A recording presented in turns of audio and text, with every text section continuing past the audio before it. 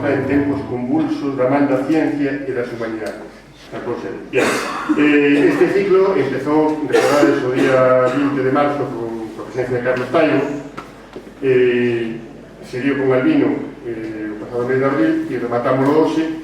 Moitas das persoas, bueno, algunas das persoas que estamos aquí hoxe tivemos a oportunidade en xuño pasado de compartir unha palestra en Coruso con estas dos persoas, con os Antonios, e aí se fixeron xa, como xa se viñan facendo desde había tempo, pues algunos anuncios de cosas que podían suceder, ¿no? Entre elas, Arana, e entre elas outra que preocupa bastante, e se mirastes o Faro de Vigo de onte, que depois a nota común, que tamén saliu no Correo Gallego e tal, onde aparecía Turiel dicindo que tiñamos un problema con próxima chegada de huracán ou algún tipo de huracán, ¿no? Estamos para falar, pues, probablemente, entre outras cousas, da Dana, probablemente de ese anuncio de zona de risco de elementos meteorológicos extremos na nosa zona, e non o sei, pero probablemente tamén do apagón, que tampouco ten moito de sorpresa, tampouco tuvo moito de sorpresa, non?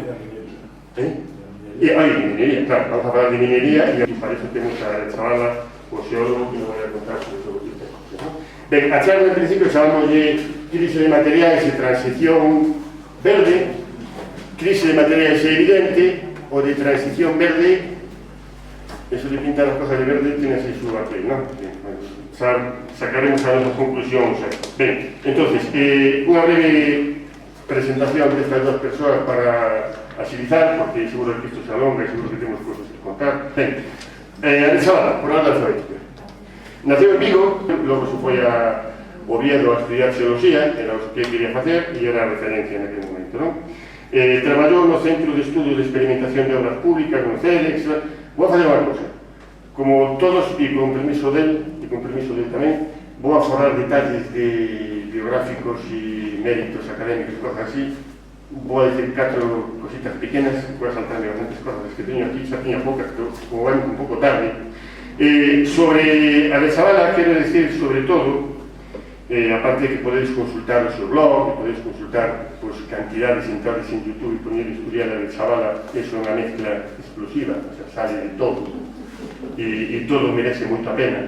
Entonces, o que eles a escoitar aquí probablemente, se xa ustedes seguido, que seguramente sí, van a ser cosas que resulten familiares. Bueno, a mí me chama a atención de Arizabala, me chamou a atención de Arizabala unha palabra, que aquí cada quen saca a súa palabra, non? Recordades cando digo Taimo, falamos de ecofascismo. Ya, a cosa bien, non? A semana seguinte, cando coincidiste vos os dous con Taimo no País Vasco, nese vídeo que vin aquela noite, seguro, que direi, non sei se direi non, sale e alguén do público preguntou por esta obra de Varoufakis, o tecnofeudalista, se preguntou que pensaban. E ali resultou e me chamou a atención que vos dice, sí, pero de momento non o temos lido. E non o tiñas lido nin ti, nin tampouco tal, nin tampouco a persoa que do público preguntou. O ano pasado, no ciclo do ano pasado, tamén me chamou a atención outra palabra, non é del, pero sí que a utilizou, e puso un exemplo que vou aquí, Mario Pansera, falando dos tecno-optimistas, non? Unha de Arizabala, o idioceno. Ni antropoceno, ni idioceno. E ven dicindo así que, así es, querido lector, collido do seu blog, como hemos llegado al idioceno, esta época kafkiana, en la que los seres humanos jugueteamos con nuestro suicidio colectivo de una manera absurda, idiota en todas sus acepciones, egoísta, ignorante y tonta. Sería más cosas. Entonces, no lo de Arizabala, igual. Turiel, Leonés, 1970, durante moito tempo visitante de Galicia, a Mariña Luguesa, e me gustou porque, bien, Foz, Barreiro, é unha zona que coñece ben, no seu tempo de xuventude.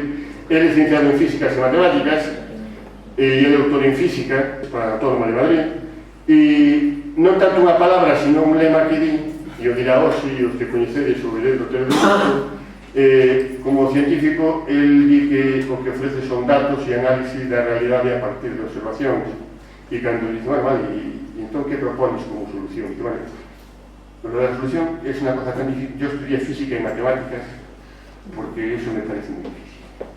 Cuidado con la cosa, ¿no? Después lo explico.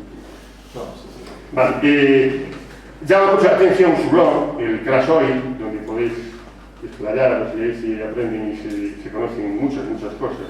Y llama mucho la atención que habitualmente a final de año hace una previsión de cosas que van a suceder al año siguiente y a final de año hace también un balance de cómo algunas de las cosas que estaban previstas efectivamente sucedieron y otras cosas pues no sucedieron o están a punto de suceder, ¿no? Podemos hablar de la lana, podemos hablar del apagón y hablamos de los huracanes. Entonces aquí nos tratamos Turiel, ya no va a contar lo que hay, o sea, la cosa pone los peligros. Bien, sobre desastres climáticos, sobre apagones, sobre etcétera, etcétera. Entonces aquí venimos a escucharlos a ellos y a ver qué hacemos y qué nos sale. Así que yo me callo y empezamos. Va a empezar Antonio Turiel.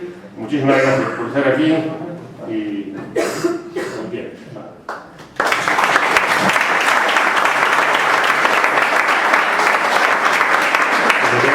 Yo creo, Bruno, que quizá tienes poco que contar, pero mucho que decir. Porque esto es lo que le suele pasar a la gente. La gente tiene muchas cosas que decir, la gente tiene muchas cosas importantes que tienen que contar, que tienen que explicar, que tienen que compartir, de las que se tienen que liberar en unos momentos en los que yo creo que poco a poco todos vamos siendo conscientes de que estamos llegando a una especie de final del ciclo, ¿no? Hemos estado antes comentando con Antonio cómo vamos a repartirnos un poco el flujo inicial. Yo creo que es importante que no hagamos intervenciones excesivamente largas para no hacerlo demasiado pesado, sobre todo porque no hay PowerPoint detrás, con un montón de datos gráficas. Además, yo soy consciente que ahora mismo en YouTube hay como 28.437 vídeos nuestros y tampoco tiene demasiado sentido y mucha gente ya os ha visto. Entonces yo creo que hay que ir un poquito al punto de las cosas que se están discutiendo, ¿vale? Yo voy a empezar hablando un poco de la crisis ambiental, porque yo creo que es obligado siempre empezar hablando de la crisis ambiental, dado que básicamente se nos están achacando a nivel de implementación de políticas públicas con la idea de que estamos en medio de una grave crisis ambiental que es el cambio climático y que la única respuesta posible a esta crisis ambiental esencialmente son las estrategias que se llaman de descarbonización y que la única vía para hacer estas estrategias de descarbonización es esencialmente la implementación de sistemas masivos de producción de electricidad renovable, ¿vale? Y aquí hay evidentemente una pila de mentiras, una detrás de otra, ¿no? Entonces, lógicamente, la descarbonización no se consigue solo, ni siquiera principalmente, de hecho no se ha conseguido con la implementación de estos sistemas de energía renovable eléctrica. Entre otras cosas, pues lo que observamos es que las emisiones de CO2 suben y suben cada año, con lo cual me parece que eso esté funcionando demasiado bien. No estamos sustituyendo las fuentes de energía por otras, las estamos apilando todas.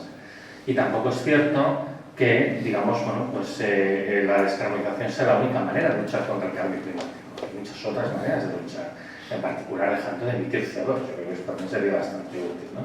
Que no es tanto hacer lo mismo sin emitir CO2, emitiendo menos o absorbiéndolo, sino simplemente dejar de hacer cosas que realmente no tienen ningún sentido.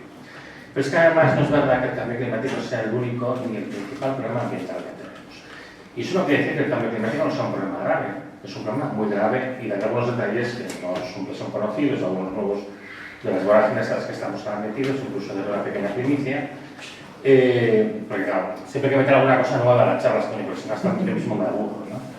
Pero bueno, creo que es obligado a empezar por una cosa que hemos conseguido que se hable bastante en el Estado español, pero os tengo que decir que, por ejemplo, la charla que dimos ayer en Santiago de Compostela, en la Facultad de Económicas, había una de las personas que estaba ahí, que era un italiano, que agradecía que habláramos de esto porque en general en Europa no se habla mucho. Y yo creo que se ha conseguido poner el mapa gracias al trabajo de mucha gente, de Antonio, de las novedades, de Juan Bordera y mucha otra gente que estamos hablando de esto, ¿no? Y es que tenemos un problema ambiental que se circunscribe a 9 límites planetarios que, por cierto, una cosa importante, estos 9 límites planetarios son una convención. Es decir, seguramente hay más. Seguramente hay más. Y de hecho estamos descubriendo que estamos pasando límites que no sabíamos que existían. Pues cuando empezamos a sufrir su efecto, básicamente, ¿no?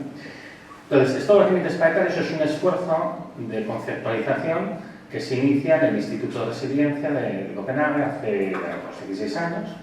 Y allí básicamente, bueno, esto cuando estoy intentando, no es una ciudad censurada, Y básicamente lo que se hace es decir, a ver, ¿qué variables definen cuál es el estado de degradación del medio ambiente? Las más importantes. Y personalmente recuerdo, se han definido 9, pero a lo mejor se han podido definir 18 o 45. Se han definido 9 que básicamente los investigadores tenían claro que eran importantes. Cada una de estas variables miden el estado de degradación de algo que es importante para la vida de los humanos y para la vida en general. Y por tanto, cada una de estas variables tiene definido un valor máximo que ha costado para intentar definirlo y luego calcular cuál es el estado a nivel mundial de esa variable. Este valor máximo es lo que se llama límite planetario. La definición del límite planetario es no podemos llegar a ese nivel de degradación, porque si llegamos a ese nivel de degradación no podemos garantizar la continuidad de la especie humana. Simplemente porque se originan una serie de procesos en cascada que llevan a que el planeta se vuelva inhabitable por los humanos, no por la vida, por los humanos específicamente. ¿Vale? Bien, estos límites costó definirlos, mucho esfuerzo, mucho tiempo. Calcular el valor al que estábamos también ha costado un montón de tiempo también. Y la colaboración de decenas de miles, creo que fueron 110.000 científicos en todo el mundo. Pero ahora ya tenemos un primer retrato de todos ellos que lo conseguimos en el año 2023. Y, bueno, pues el diagnóstico es espectacular porque de los 9 límites planetarios definidos ya hemos transgredido 6. No podemos pasar ni uno solo, hemos pasado 6. Y hay 2 que vamos a pasar en los próximos años. El único que parece estar bien es el tema del ozono, de la reducción de la capa estratosférica de ozono que nos protege la radiación ultravioleta. Pero lo demás está mal. Esto no quiere decir que la extinción de la especie humana sea inminente. Lo que sí quiere decir es que tenemos un riesgo vital de llegar a un proceso en el que desaparecemos los humanos. Yo, esto para que la gente lo entienda, esto es como si tú vas por una carretera que está en la cresta de una montaña y de repente te encuentras que a ambos lados tienes acantilado. Eso no quiere decir que te vayas a caer ya, pero te puedes caer en cualquier momento. Encima la carretera se va haciendo una vez más estrecha. Y claro, cuanto más avances, más difícil es recular. Esta es la situación en la que estamos. Y esto hay que entenderlo. Y cuando uno está hablando del problema que nos plantea, pues los límites planetarios, el cambio climático, etcétera, etcétera, hay que hacer siempre un abordaje holístico. Estos límites planetarios lo hemos hablado muchísimas veces. Yo siempre los ordeno del más deteriorado al menos. El más deteriorado es la contaminación, básicamente todas las sustancias que hemos dispersado y que nos están matando. Y esto es la verdad, nos están matando. Muchas de las enfermedades de origen endocrino, cánceres, trastornos metabólicos, trastornos de personalidad, trastornos de tiroides, problemas a veces incluso de una sobreincidencia de trastornos de la conducta, etc., tienen su origen en sustancias que hemos dispersado en el medio ambiente. Metales pesados, sustancias radioactivas, sustancias orgánicas persistentes, plásticos, microplásticos, etcétera, etcétera, ¿no? Como alguna vez hemos contado con Antonio, podemos decir las partes del cuerpo humano donde hay plástico, y hay el cerebro, la placenta humana, la leche materna, la sangre, a nadie le importa un pijo hasta que llegamos a los testículos. Entonces, tenemos los testículos plastificados. Bueno, esto es bastante grave y estamos en una situación pues, muy preocupante. Por cierto, un dato que alguna vez hemos dado de que en este momento el 0,5% de la masa del cerebro, pues sabéis, con cadáveres humanos, en un estudio que se hizo en el Reino Unido, es plástico. Un compañero mío que estudió me dijo que no, que eso es imposible, porque si el 0,5 fuera plástico estaríamos muertos. Entonces, que en realidad el porcentaje estaba mal en el artículo de Barber, lo sacamos en realidad del 0,05, pero tampoco es que me consuele mucho, porque quiere decir que la décima parte de la dosis mortal, la dosis que seguro que es mortal, entonces no sabemos dónde, esto no puede ser. ¿Y en los huevos? En los huevos, mira, yo estoy convencido que hay gente que tiene los huevos, si no redondos, no estoy plastificados, como si fuera el DNI. Bueno, el límite más sobrepasado es este, nos está matando y está matando el resto de la vida en el planeta. Y ahora mismo en Galicia, lo que se está planteando es muchos proyectos, luego lo va a comentar Antonio, mineros, para aumentar esta contaminación. Y tenemos algunos recuerdines del pasado, por ejemplo, la balsa de la Alcoa. Cosas que están ahí y que son bombas de hidrógeno, ¿no? Entonces, bueno, pues aparte del daño que ha causado, el otro día del apagón, los que veis cerca de refinerías, os habéis fijado que salió un humo negro. Esto es por protocolo. Por protocolo, siempre que hay un apagón y que no se sabe cuándo se va a restablecer la luz, las refinerías tienen que quemar todos los gases explosivos. Esto lo hicieron todas las refinerías de España. La de Tarragona me enviaron fotos y con todo igual. El problema es todo lo tóxico que se quemó aquel día. ¿Y dónde fue parar? Eso no desaparece. Pues este es el tipo de contexto en el que estamos y el tipo de manera de trabajar que tenemos. Pero bueno. Lo más transgredido es la contaminación, lo siguiente más transgredido los ecosistemas. Nos estamos hablando de los ecosistemas. Los ecosistemas nos mantienen vivos. Es lo que hace que tengamos agua limpia, es lo que hace que tengamos aire limpio, es lo que hace que tengamos alimentos, es lo que nos da protección contra las enfermedades, los parásitos y un montón de cosas más. Los ecosistemas en España ahora mismo están colapsando, los ecosistemas terrestres. En los niveles de temperatura y de estrés hídrico a los que estamos llegando, los bosques están colapsando. Los árboles se mueren. Además es muy triste ver morir un árbol, porque un árbol parece que está no se puede morir, pues se mueren, y un árbol sufre un proceso que parece una embolia, se desbloquea el xilema, que es por donde va la savia, y esto puede tardar, un árbol puede tardar 1 o 2 años en morirse. Se está poniendo marrón, la seca que le dice y se muere. Entre eso y la procesionaria, que hay algunas estaciones, y que está arrasando todos los pinos, que por desgracia pues hay muchos, estamos teniendo un problema, estamos teniendo una auténtica catástrofe ecosistémica. En España, no estoy dando otro sitio. El tercer límite más sobrepasado es el tema de los ciclos bioquímicos, que aquí es una manera fija de referirse al abuso de fertilizantes industriales, sobre todo la alteración del ciclo del nitrógeno y del fósforo. Yo vivo en Cataluña estamos asentados en una mancha de mierda subterránea, creada por infiltración de nitrato, los purines de los cerdos y demás, para contaminar los acuíferos básicamente de toda la Cataluña central hasta llegar a la costa, y por lo que he entendido aquí también empieza a tener algunos problemas de infiltración de nitratos bastante importantes, ¿no? Bueno, pues esto origina evidentemente proliferación de algas, origina eutrofización, y esto es la causa de muchas zonas muertas que hay en el océano, en el que no hay oxígeno, ni hay vida, ni hay nada. Bueno, pues hay un problema muy importante de alteración de estos ciclos. El cuarto problema es el cambio climático, ahora algunos detalles importantes. El quinto límite más sobrepasado es los cambios de uso del suelo, que tienen que ver con el exceso de urbanización, de infraestructura, la deforestación, la eucaliptización, ¿no? Y la desertificación y este tipo de cosas, ¿vale? Porque cambiamos la relación que hay entre la atmósfera y el suelo, transferencia de gases, la transferencia de energía, el equilibrio dinámico que mantiene el clima del planeta, y si tú esto lo alteras, tiene un efecto a veces incluso más potente que la emisión de gases de efecto invernadero.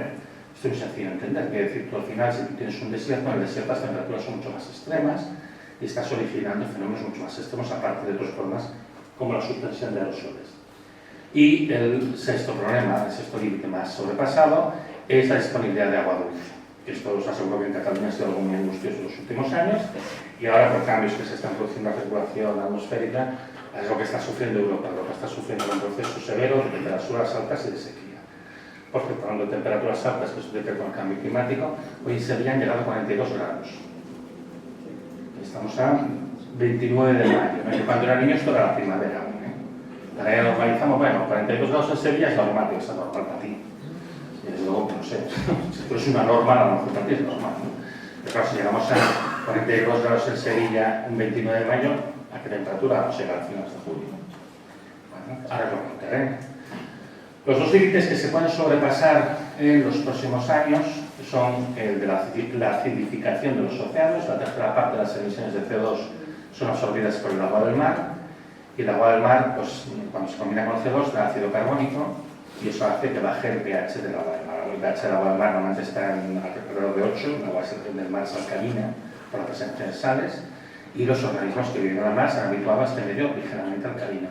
Si sigue bajando el pH del agua del mar, va a llegar un momento que todo lo que hay en el mar se muere.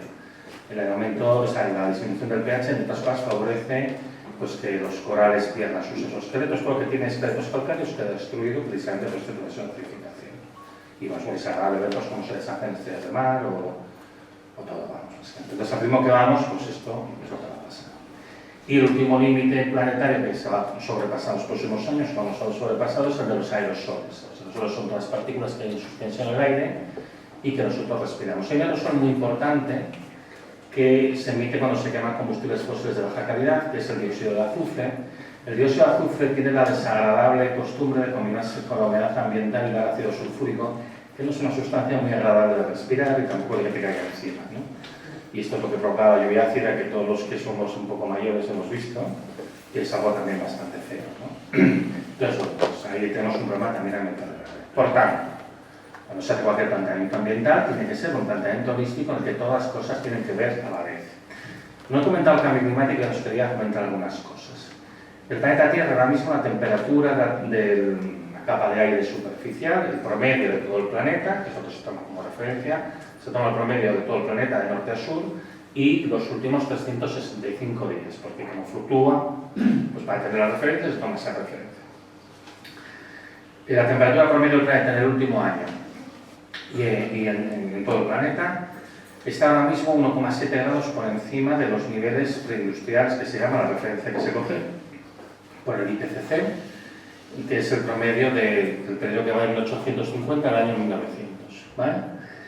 En los acuerdos de París del año 2015, esos acuerdos que no sirven para nada, se dijo que teníamos que intentar no sobrepasar 1,5 grados de calentamiento y en todo caso, en ningún caso, 2 grados. Ahora mismo estamos en 1,7 grados. Con 1,7 grados a nivel de la península ibérica, que se calienta más rápido que otras partes del planeta. Ahora en la península ibérica estamos a 2,7 grados de calentamiento. Eso garantiza que este mismo verano ya vamos a tener temperaturas que pueden llegar en muchas partes de España a los 45 grados. Aquí no vais a llegar a esas temperaturas, pero no vais a estar lejos de los 40. Aquí 40 grados yo creo que tenéis algo bastante agobiante, ¿no? Espero que no lleguéis, pero ya podéis estar demasiado lejos de esto. Si llegamos a 2 grados de calentamiento, eso quiere decir que el nivel de la península ibérica en verano se va a llegar, algunas veces, las máximas van a llegar a 50 grados. 50 grados son temperaturas incompatibles con la vida humana.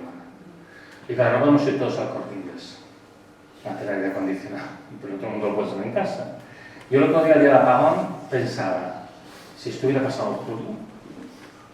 Yo recorrí Barcelona aquel día, buscando a mi hija empezó a estudiar en Barcelona y mi desesperación era encontrarla, porque yo cuando entendí lo que estaba pasando dije, hostia, esto es un cero, gracias a mi dulce. Y mi obsesión era, voy a encontrar a mi hija donde esté y vamos a salir de esta ratonera, porque esta noche aquí puede pasar de todo. Afortunadamente no pasó nada, porque no llegamos a cero, pero bueno. Por cierto que al final de la charla un poquito la apagón. Bueno, en este momento tenemos este problema. Este aumento de la temperatura del aire tan bestia, en todas las cosas también favorece que el aire pueda retener más vapor de agua y también que haya más vapor. Al mismo tiempo los océanos se calientan muy rápidamente. En este momento está acelerándose el calentamiento de los océanos. El calentamiento de los océanos, la temperatura media de los océanos en los últimos 10 años ha sido 4 veces más rápido que en el resto de las décadas anteriores. Con el aire, por cierto, está pasando lo mismo. Y eso hace que las tempestades sean más violentas. Decías antes de las previsiones. Yo, cuando estás hablando de las previsiones, de repente empecé a pensar, ¿qué había hecho yo para este año? Y me empezó a caer la gota fría, porque me acuerdo de unas cosas que he dicho y algunas ya se están cumpliendo y no era nada bonito lo que había puesto yo allí. Hablaba de un apagón, por cierto. En cualquier caso, en los océanos con tanta energía, cualquier tempestad se vuelve más violenta. Y eso es algo que se sabe desde hace muchísimo tiempo, ¿no? Hace tanto tiempo que, por ejemplo, el caso del Mediterráneo, que ahora mismo está 2 grados por encima de la media, es decir, para que os hagáis una idea, a mediados de noviembre del año pasado, la temperatura promedio de la superficie del Mediterráneo era la misma que tenía en los años 80 en verano. Pues aquí no se espera, no es de extrañar, por tanto, digamos, estas tempestades, ¿no? Pero bueno, tenemos un mar con muchísima energía y esto pues ya está llegando a muchos eventos extremos. Y yo, entre las múltiples antecedentes que tengo a mis espaldas, el 1 de septiembre del año pasado se me dio por escribir un post hablando de la situación en particular del Mediterráneo y puse literalmente, es cuestión de tiempo de que venga una rana que cause estragos en alguna ciudad española. Y, bueno, porque efectivamente, esto no es ningún oráculo, esto es ciencia. Ahí estamos viendo tormentas recurrentes, ha habido unas tormentas muy fuertes que empezaron en el Mediterráneo, que dejaron las inundaciones de la leche en Polonia, Hungría, aquí nadie le importó. Y os digo, ahora mismo básicamente el Mediterráneo es como un fusil, que va apuntando en direcciones al azar, y algún día nos va a tocar, con nuestro juego, ¿no? Y va a volver a pasar. Y puede pasar este mismo año, es que de hecho debería de pasar este mismo año, por muchos motivos que ahora voy a empezar a detallar. Acabo con una reflexión sobre el tema del cambio climático, nos preocupa mucho, aparte de efectos no lineales como el tema de la detención de la MOC, que ya lo he comentado en otros sitios y luego veré un poquitín. Ahora, por fin, nos estamos empezando a comprender una cosa que no habíamos entendido, esto es algo bastante reciente, y es un trabajo en el que hay varios científicos bastante activos, por ejemplo James Hansen. Estamos comprobando que ha habido un cambio muy fuerte del planeta en el año 2014. Hemos pasado un punto de no retorno que no sabíamos que existía. Hasta el año 2014, más o menos, veíamos que la Tierra no estaba en equilibrio, absorbía más radiación que la que emitía el espacio, eso es el efecto invernadero, como había gases de efecto invernadero, se retenía demasiada radiación y eso ha causado un desbalance que era de 0,37 vatios por metro cuadrado, pensar que la última desglaciación, el último paso de la glaciación, la actual época interglacial, el desbalance era de 0,25 vatios y la temperatura subió 4 grados. Estábamos en 0,37 en el año 2004. Esto está medido con satélite, estos son mediciones. En el año 2014 algo se dejó bien y ahora estamos a 1,37. Se ha multiplicado por 4. Y eso implica que esto va a ir a toda leche a partir de ahora. La gente, yo oigo, no, claro, todavía no estamos seguros, de si la Tierra se ha calentado una y menos, no sé qué. La gente está pensando con mentalidad de lo que han sido los últimos 20-30 años. Pero esa pantalla ya hemos pasado, ¿eh? O sea, estamos ahí que los fantasmas del Comecocos ya se mueven mucho más deprisa. ¿Cuánto más deprisa? Esto va a toda leche. Y no lo hemos entendido aún, ¿eh? O sea, el mundo científico empieza a entenderlo. Hay varias razones en lo que se llama el oscurecimiento de la Tierra, porque la Tierra está absorbiendo más radiación que la que estaba emitiendo antes. Y tiene todas las cosas que ver con la disminución de las nubes. Hay menos nubes. No es que haya muchas menos nubes, a lo mejor hay un 0,5% menos de nubes o un 1%, pero eso es suficiente para explicar este desbalance. ¿Vale? Y eso probablemente tiene mucho que ver con el hecho de que la atmósfera está más caliente y eso hace que hay más vapor de agua y menos agua condensada. Es lo que hace que haya menos nubes, ¿no? Eso es un proceso de replementación que no sabemos qué podría pasar y también tiene que ver con la disminución de los aerosoles. En particular, el dióxido de azufre, pero claro, no se puede emitir eso porque es muy reversivo y ha tenido que reducirse y eso es parte del problema de la aceleración del proceso de cambio climático. Lo que vais a ver en los próximos años es que son ofrecer soluciones de geoingeniería que va a consistir en dispersar esta mierda por todas partes. Pero claro, yo entre morir achicharrado por el calor o morir achicharrado por una lluvia ácida, sinceramente, no sé con qué me quedo, ¿no? Bueno, yo tengo claro que mejor dejamos de ser aprendices de brujo y dejamos de modificar el sistema. Lo que sí que os digo es, estamos en un momento crítico desde el punto de vista ambiental, estamos yendo a una situación muy preocupante. Yo veo que la gente que está hablando a nivel normativo, legislativo, algunas personas que son expertas en cambio climático no están entendiendo lo que está pasando en este momento. Hemos entrado en una fase de aceleración, porque hemos pasado a un punto crítico. Si esto sigue así, esto va a ir muy deprisa, mucho más deprisa de lo esperado. Y en particular, en la cuenca oceánica que se calienta más deprisa, no el mar, ahora son más pequeños, pero la cuenca oceánica que se calienta más deprisa es el Atlántico Norte, por muchos motivos, en particular porque aquí es donde más se ha incidido la disminución de aerosoles de la navegación. Y eso está haciendo que la temperatura aquí sube muy deprisa. Y eso en particular favorece que haya una especie de corredor y el agua caliente que viene directamente del Caribe hacia aquí. Y eso pues está favoreciendo, lógicamente, que vengan tempestades cada vez más fuertes. Esta mañana, pues no enseñaba en el Colegio de Arquitectos la presentación que hice, cada vez tenemos tempestades más fuertes, más huracanadas, que se están acercando cada vez más aquí. Algunas ya van llegando a Portugal, un poquito pasan cerca de Galicia. Bueno, esto va a ir a peor en los próximos años, no hay ninguna duda. Entonces, bueno, esto en particular el caso de Galicia implica que hay que empezar a pensar en cómo vamos a responder a los fenómenos extremos. Porque esto va a ser el pan nuestro cada día. No es que no se pueda responder, escuchar. En Cuba cada año les pasan por encima 4 o 5 huracanes, algunos de categoría 4 y categoría 5. Y mueren 2 o 3 personas solamente. Y es una isla, tampoco hay tantos sitios para refugiarse. Entonces, ¿eso qué quiere decir? Que tu actitud delante de la situación cambia completamente el resultado. Entonces, aquí nos podemos adaptar a esto, pero hay que empezar a pensar en esto. Y como les decía yo esta mañana, digo, bueno, cuando venga un huracán, supongo que la refinería todo lo tiene bien cubierto para que no se vierta ninguna sustancia tóxica, ¿no? Me imagino. Y la balsa esta de Alcoa también estará bien protegida para que no se desborde si viene un huracán. Y todos estos residuos de minería y todo esto, supongo que también está perfectamente preparado para esta situación. Esto es lo que hay que pensar ahora. Son estas cosas las que hay que pensar ahora, porque como es un amigo mío, no tienes que esperar a tener sed para construir el pozo. Entonces, es mejor que nos empezamos a tomar en serio temas más ambientales. A veces la gente dice, bueno, ya está, estamos perdidos, no hay tiempo a hacer nada, no es verdad. Aún tenemos tiempo de conseguir muchos cambios, aún estamos a tiempo de parar lo peor de todo lo que está por venir. Estamos a tiempo, de lo que no estamos a tiempo es de perder el tiempo. Y yo creo que estos son los mensajes más importantes que hay que transmitir. Primero, la complejidad del problema ambiental, esto no va de poner más molinillos, esto es mucho más profundo, lo que hay aquí en medio, y ahora Antonio dará más detalles sobre la parte de recursos, y porque los problemas ambientales son variados, que hay que abordarlos todos a la vez y que hay que empezar a prepararse para situaciones extremas que sin duda van a llegar en los próximos años. Y que empecemos a tomar políticas serias hacer frente al problema ambiental, que es mucho más serio y mucho más peligroso de lo que hasta ahora hemos considerado. Ahora voy a pasar la palabra a Antonio para que cuente un poco la extracción de los recursos, que también es bastante interesante. Y luego, bueno, iremos discutiendo algunas cosas, yo creo que vamos a hacer un poco de tete, la parte de la transición renovable. Y yo a lo último, pues ya hablaré un poquito del apagón. Y tú, Bruno, si quieres ir diciendo cosas, ve diciendo, ¿no? Pero cuando pase como la canción esta de la película de Disney, ¿no? De no se habla de Bruno, pues no, pues tú ves hablando tú lo que quieras hablar. Bueno, normalmente en las charlas, tanto que hacemos Antonio y yo juntos, como en las charlas que doy yo por separado, por mi cuenta, lo digo con un canto en los dientes si consigo que la gente que viene pues salga concienciada de que es un trocito de planeta. Bueno, yo decía eso, que a mí lo que me gusta es involucrar a las personas como geólogo y como geohistoriador, en el que mezclo esas visiones que tienen los historiadores de lo que se refiere a la parte en la que el ser humano hace cosas en el planeta y mezclarlo desde que se forma el núcleo hasta nuestros días, ¿no?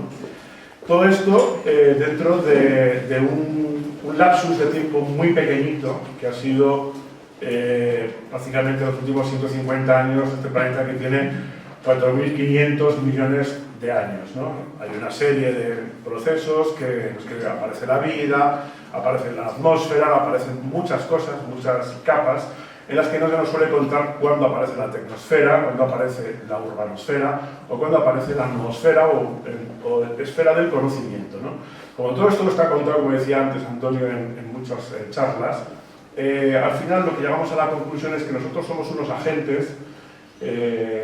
No se aprobó el concepto de antropoceno el año pasado por una cuestión de que la Sociedad Estratigráfica Internacional decidió que no había evidencias claras de que esto fuese puramente una capa geológica y que está después del Holoceno, después del Cuaternario, pero realmente lo que hay escrito sobre el antropoceno es ríos y ríos de tinta, aunque no exista geológicamente, existe conceptualmente. Por lo tanto, ese problema de actitud del que hablaba Antonio nos afecta porque somos un planeta, porque nosotros estamos construyendo el planeta y somos un agente importante del planeta. Cada uno de nosotros además vehicula agua, somos vórtices en los que nuestras moléculas ni siquiera cada segundo son las mismas, cada 7 años ni una queda de lo que había pasado. Somos como un remolino, con nuestra forma. Es verdad que va cambiando con la edad un poquito, en guardas y tal y cual, pero realmente guardamos una forma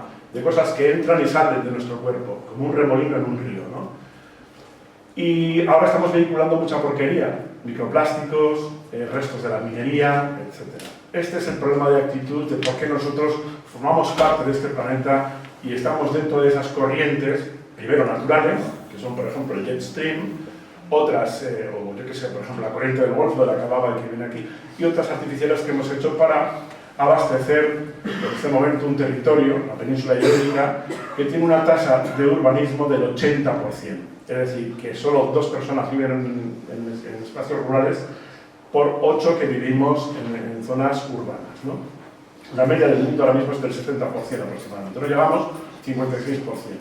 Este momento fue 2010. 2010 fue cuando más de la mitad de la población comenzamos a vivir en ciudades. Quiero resaltar ahora mismo 2 noticias que son de ayer. En realidad son 4 noticias, pero voy a hablar de 2, porque luego al final hablaremos de la del directivo de Iberdrola, que se lo voy a dejar que lo comente Antonio. Pero ayer, por primera vez en la historia de este territorio llamado España, una abogada ganó un juicio al sistema de salud, no sé si os habéis enterado, y fue precisamente en Galicia, en un juzgado de Santiago de Compostela. Esto es lo que hablo yo de la actitud al respecto, ¿no? De cómo tenemos, cuál es nuestra relación entre nosotros mismos y con el territorio que habitamos. Lo ganó a través de una figura que se llama violencia obstétrica, es violencia en obstetricia, es decir, la madre ahora mismo es un objeto de prácticamente más de producción, ¿no? Esta mujer se dio cuenta, con una paciente que tuvo unas complicaciones después de un parto y tal, que la mayor parte de los partos que se dan desde los últimos muchos años, décadas, se dan en horario laboral. Es decir, la mayor parte se dan en horario laboral. Y además cotejó estos datos con los datos de cesáreas de algunas zonas del territorio español. Y en el caso de Extremadura tenemos un 42% de gente que nace de cesárea. En comparación, por ejemplo, al País Vasco, que no llegan a 19 o no llegan a 20, vamos.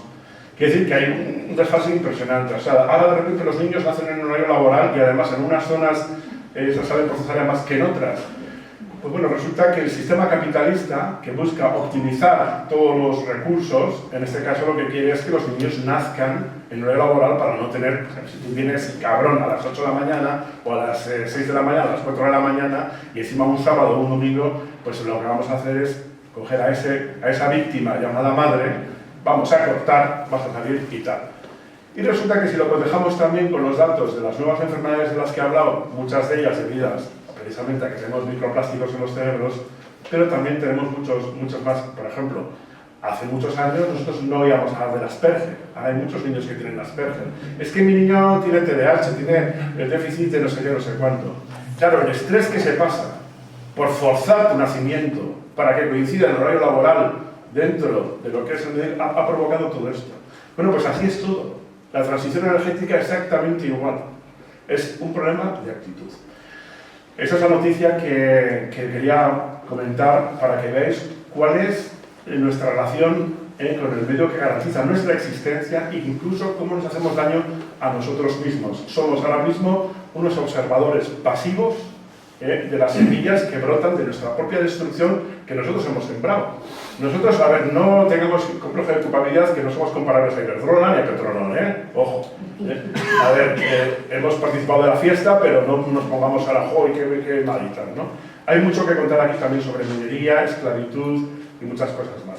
Y la otra noticia, vino también escuchando un podcast de Radio Nacional, en la que un filósofo entrevistaba a 8 jóvenes de 16, 17 años de bachiller, que no participan en nada. Como veis, aquí no están.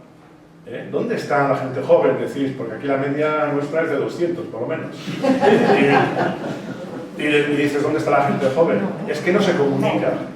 Pues yo creo que es el hecho de que no estén aquí es una comunicación súper contundente. Están gritando. Están diciendo a gritos un montón de cosas. Oye, que estás todo el día pegado a esa maquinita con el móvil y tal. Ellos lo reconocen. Dicen, ¿pero qué coño quieres que haga? Si es la única forma que tengo de evitar esta sociedad. Eso es lo que les hemos dejado. Niño, descansar se ha vuelto voy a tomar un descanso, voy a sentarme en un banco a mirar a los pajaritos. Eso es una cosa de lujo. Vamos, para perder el tiempo además. Eso, ¿no? Tienes que estudiar inglés, tienes que estudiar lo que sea. Bien, esa es la actitud, ¿no?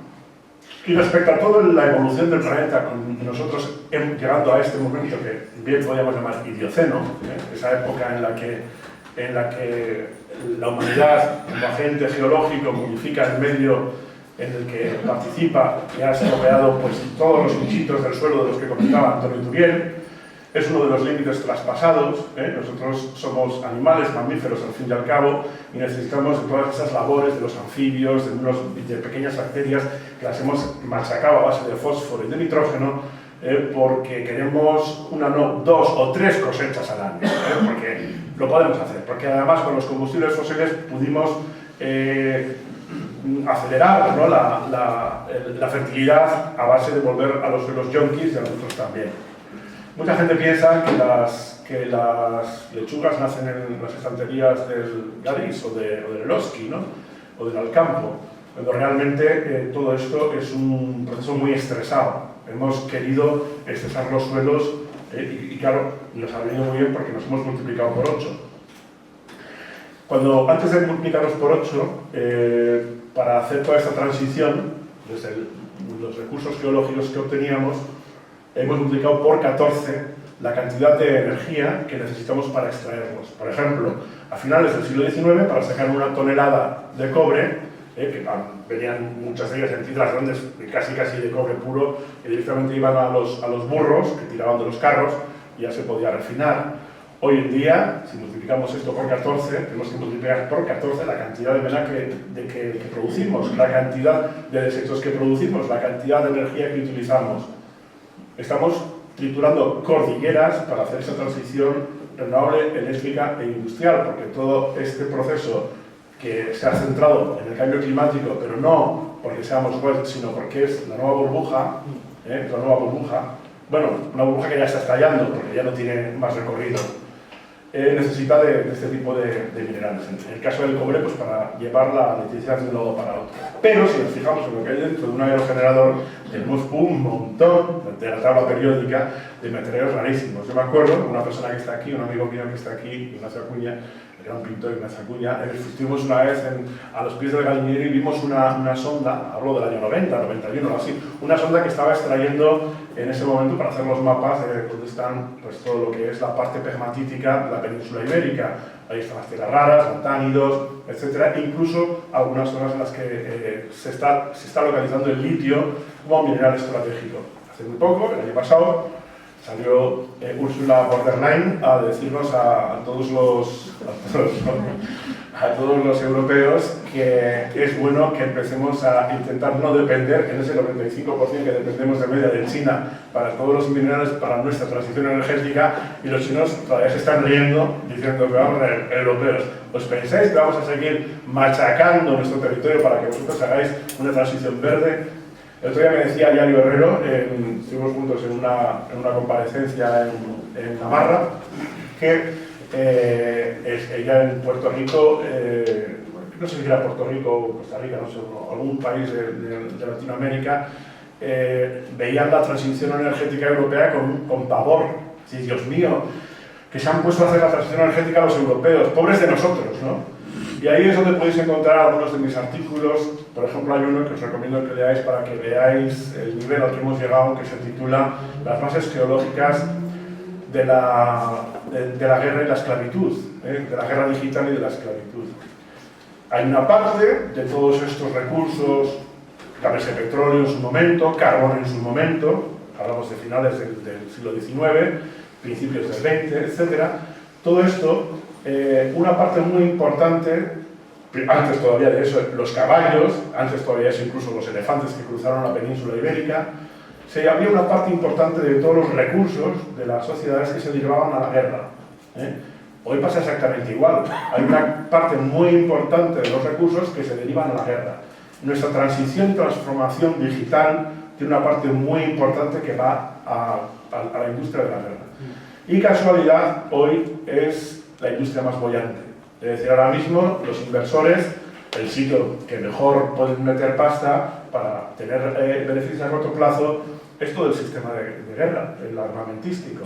Y ahí están las tiradoras. Porque ahora las aletas de los aviones son súper sensibles, todos funcionan con unos minerales que van en forma de pantallas digitales, etcétera, que pueden resistir grandes subidones de temperatura o grandes bajadas bajo cero de temperatura, y esto se consigue a base de una minería muy intensiva.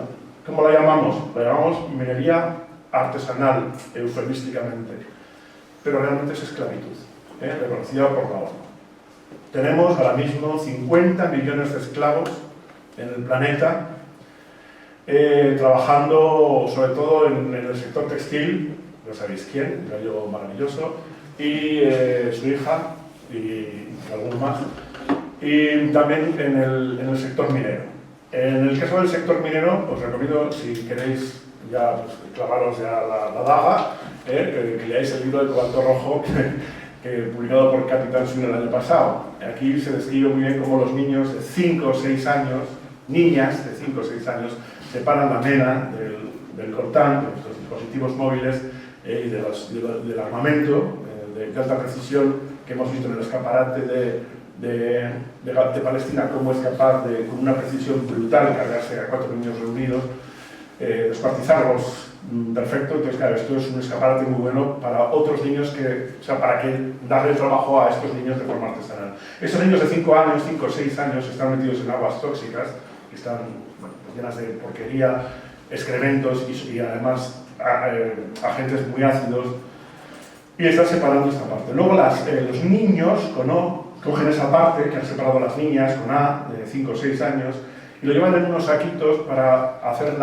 último filtrado, porque ellos son un poco más fuertes. Estos niños muchas veces llegan a los 13 años. Cuando cumplen 13 años aproximadamente, si todavía no son huérfanos, porque trabajan con sus padres en las minas, muchos de ellos, si todavía no son huérfanos, ya les dejan meterse en esas galerías que no tienen ningún tipo de sostenimiento, a recoger la parte del mineral que sacan para que los nuevos niños, algunos de sus hermanos, recojan el testigo de esta dinámica, ¿no? Muchas veces colapsan estas galerías y ya vemos cómo mueren, hay vídeos en YouTube y todos los que queráis. Esa es nuestra transición digital. Por eso, cuando yo apelo en mis escritos, en mis conferencias, en mis charlas, a la rebelión y a la desobediencia, lo hago debajo de un molino y me quedo tan ancho, o lo hago delante de la puerta de la Caixa o de otra entidad financiera. Lo hago porque nosotros indirectamente lo estamos haciendo.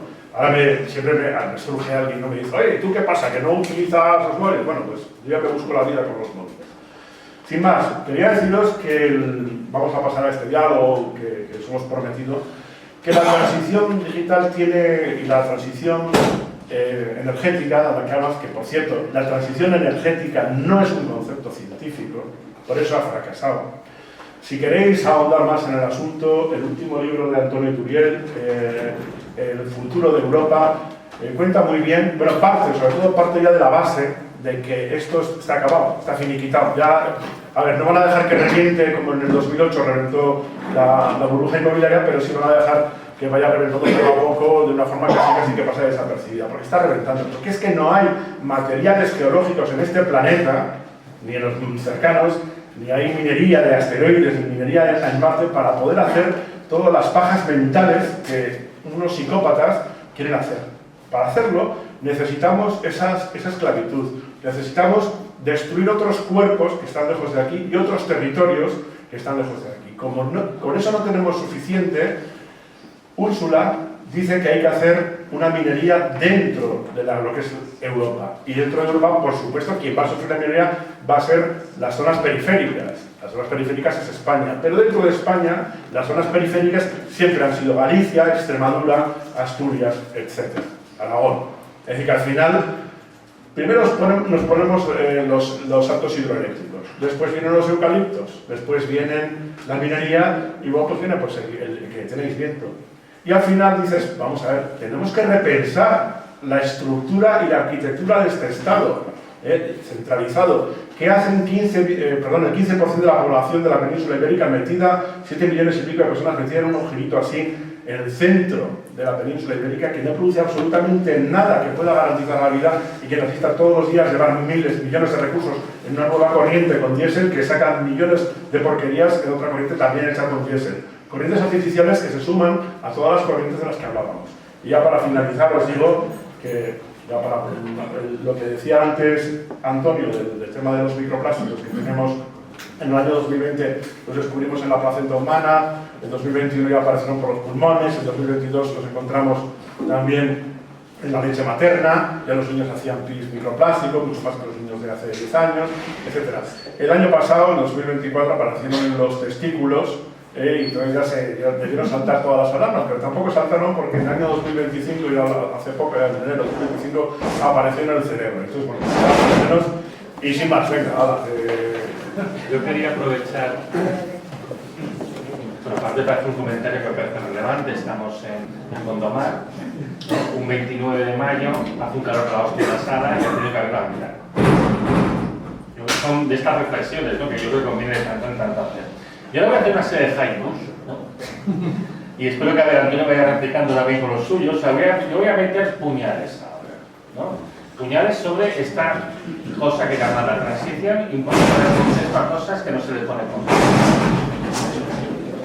Entonces.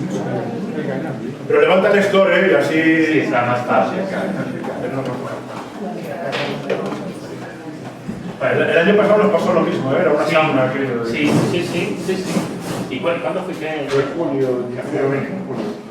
Bueno, todo el mundo sabe que, joder, aquí en Vigo, pues, las temperaturas de 35 grados son normal.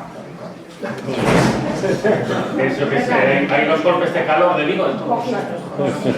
Sí, a ver, es verdad que la hay, porque nosotros aquí no hacíamos en el Corte Inglés, Yo vivía en la Gran Vía, o sea, en la Gran Vía. Bueno, empiezo con mis reflexiones así en plan puñales, o sea, yo os voy a meter una sumanta hostia. Pero bueno, no a vosotros, sino un poco pues a todas las cosas que se dicen, ¿no? Entonces, la primera cosa es algo, bueno, planea un poco lo que ha comentado Antonio, pero que hay que tener en cuenta. Incluso si no quisiéramos hacer la transición, que de hecho no queremos, porque las emisiones aumentan, nos estamos quedando sin petróleo, cosa que sabíamos que iba a pasar. De hecho, sabemos que para el año 2050 la energía que tendríamos que invertir para sacar petróleo equivaldría a la que nos daría el petróleo, con lo cual antes del 2050 esto se va a la mierda. Esto ya lo sabemos. Sabemos que antes del 2035 Arabia Saudita va a dejar de exportar petróleo. Lo sabemos desde hace unos años, porque cada vez necesitan gastar más petróleo para vivir ellos. Porque claro, para su sitio tan puesta. La producción de petróleo no sube, me parece que empieza a bajar. Y además la vida en Arabia Saudita, pues por lo que sea, se está haciendo más jodida. Entonces ya estamos en la fase de caída del petróleo, cosa que sabíamos. El petróleo convencional cae desde hace 20 años, que ha caído ya un 14%, y con el resto de mierdas que hemos puesto para intentar compensar, cae desde hace 7 años. Lo cual ha caído poco, un 3 o un 4%, pero lo que cae más deprisa de lo que se produce a partir del petróleo es el diésel, y el diésel ha caído un 15%.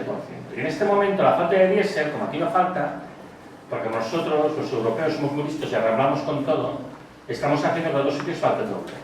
En particular está faltando en América Latina y en África, pero por lo que sea, aquí no hablamos de esto.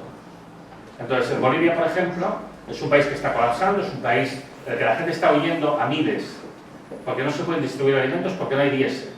Bolivia. ¿Vale? Bolivia, que por cierto ha suspendido sus actividades de minería y es un importante productor de cobre y de litio. Vaya hombre, por Dios. Bolivia, que además esta falta de combustible se está extendiendo a otros países, a Ecuador, a Perú, a Colombia, a México, todos estos producen petróleo, por cierto, o sea que eso lo hace más curioso, pues está haciendo países que producen petróleo pero no tienen combustibles para ellos, porque aquí estamos nosotros para chufar por los ¿no? Aparte de, bueno, las maravillas que hacen las empresas españolas con el extractivismo en América Latina, que es algo. Argentina el año pasado perdió, y el año anterior también, el 20% de su cosecha porque faltó diésel para cosecha. Argentina es un país que produce petróleo. Y luego en África, el problema se centra en un país, sobre todo en Nigeria, que es uno de los principales proveedores de petróleo de España. Siempre nos aprovisiona con un 14% del petróleo que se consume aquí en España, viene de Nigeria. Algunos meses es el primer proveedor de España, a veces es Estados Unidos, es un poco absurdo, pero es así. Y en este momento Nigeria, que es un país superpoblado con 230 millones de habitantes, la quinta parte de toda África vive en un único país. En Nigeria, está prefiriendo exportar petróleo hasta Europa antes que producir combustibles para sus nacionales y los países de alrededor. Y eso ahora mismo es un polvorín. Eso es un polvorín que puede explotar en cualquier momento. Si mañana os dicen hay una revolución en Nigeria, pensad que una semana más tarde no vais a tener combustible de la gasolinera, ¿no? Esto es lo que no vais a tener, va a haber menos. Este es el mundo en el que estamos viviendo ahora mismo. Y estamos actuando como si no pasara nada. Pero ¿qué pasa? O sea, todas las contradicciones, todas las absurdidades en las que estamos viviendo se están empezando a materializar. Cae el petróleo, cae el uranio mucho más deprisa. Es increíble todo el debate sobre la nuclear. Vamos a cerrar las centrales nucleares en España porque Francia no nos va a dar combustible nuclear. Es que hacemos idiotas, o que los europeos no pensamos. Porque vamos a un entorno en el que va a haber muchos codazos y algunos de los que teóricamente son aliados hoy a lo mejor no son tan aliados mañana, y Estados Unidos ya ha dejado muy claro por lo menos. Estados Unidos le ha dicho a Europa, ahí te quedas. Porque Estados Unidos, hay que entender una cosa, Trump no es un loco.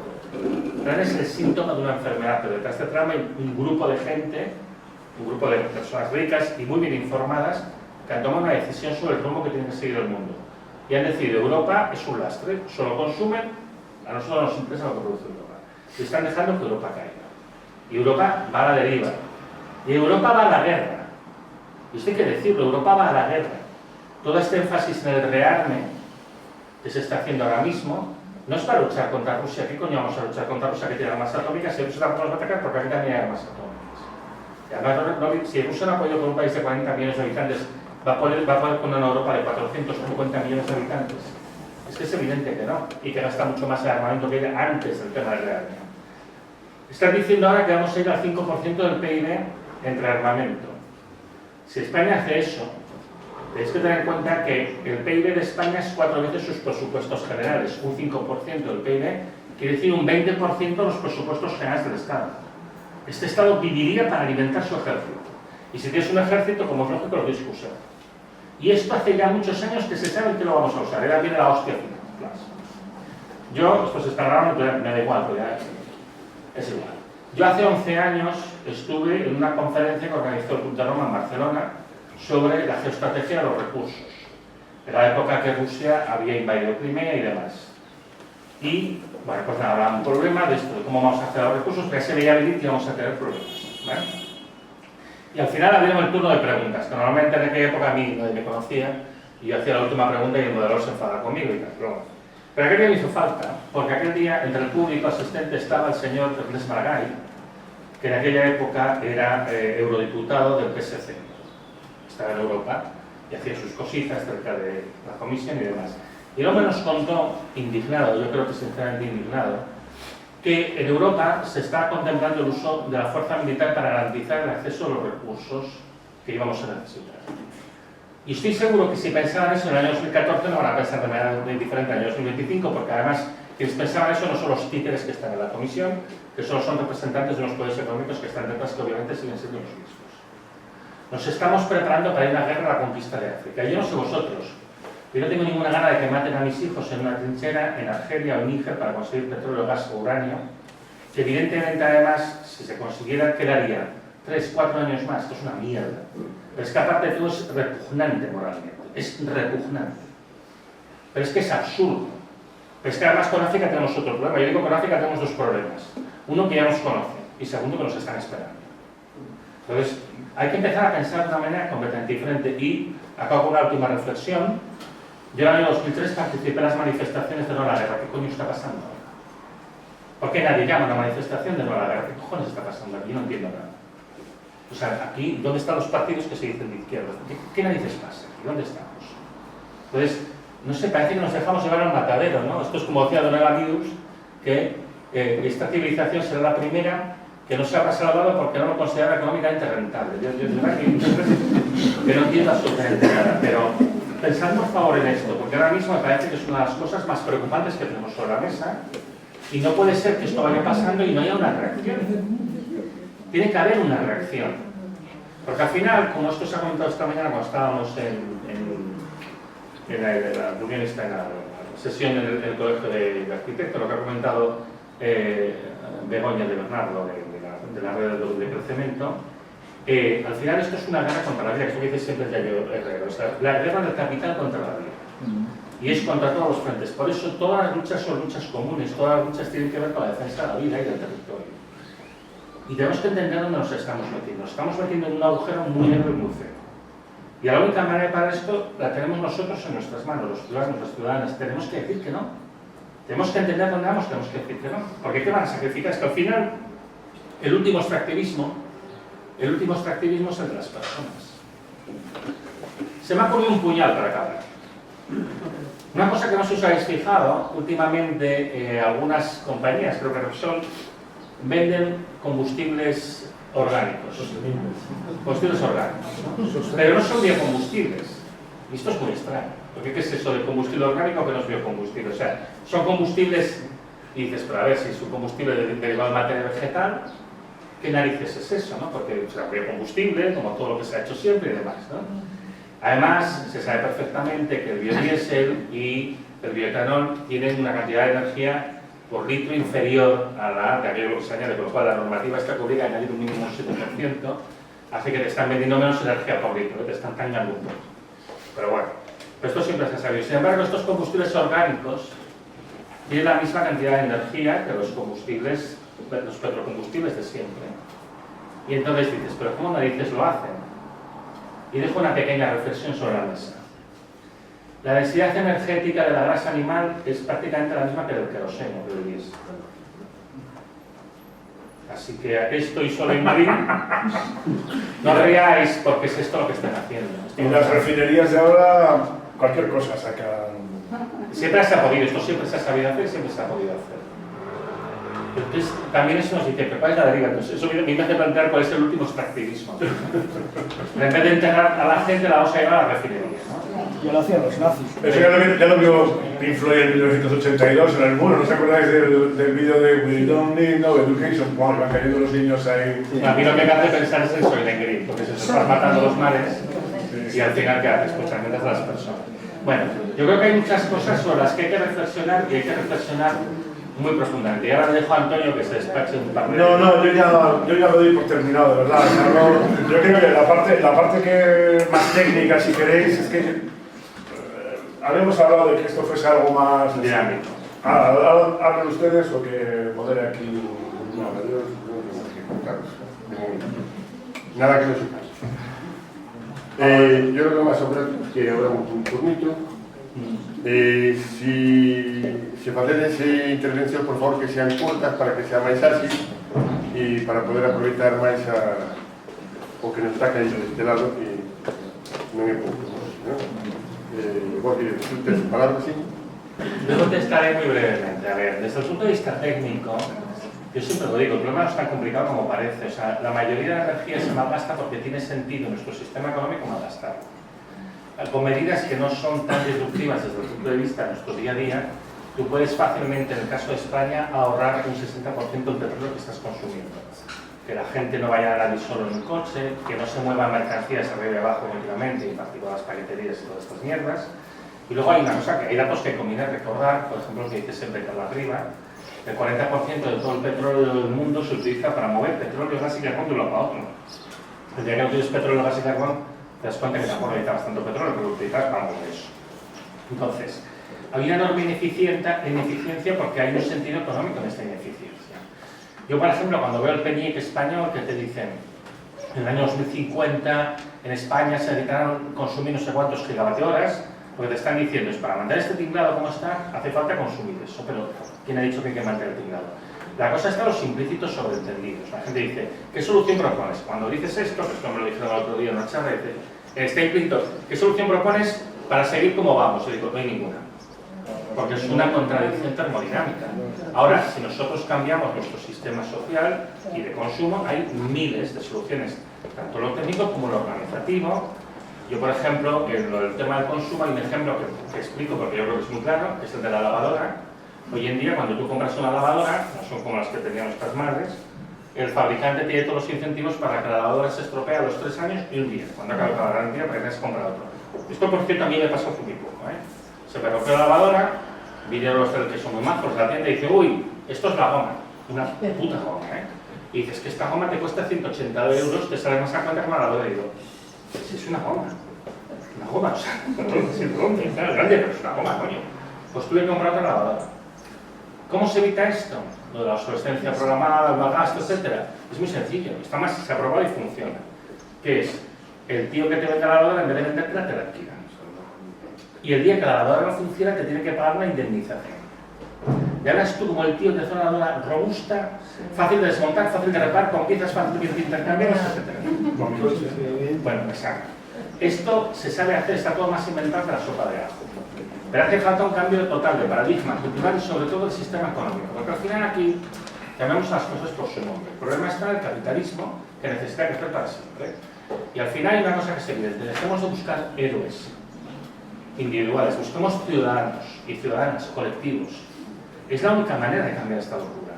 Yo digo que también ha sido muy significativo estos días que he estado en Galicia, que me pegan un pute bastante considerable.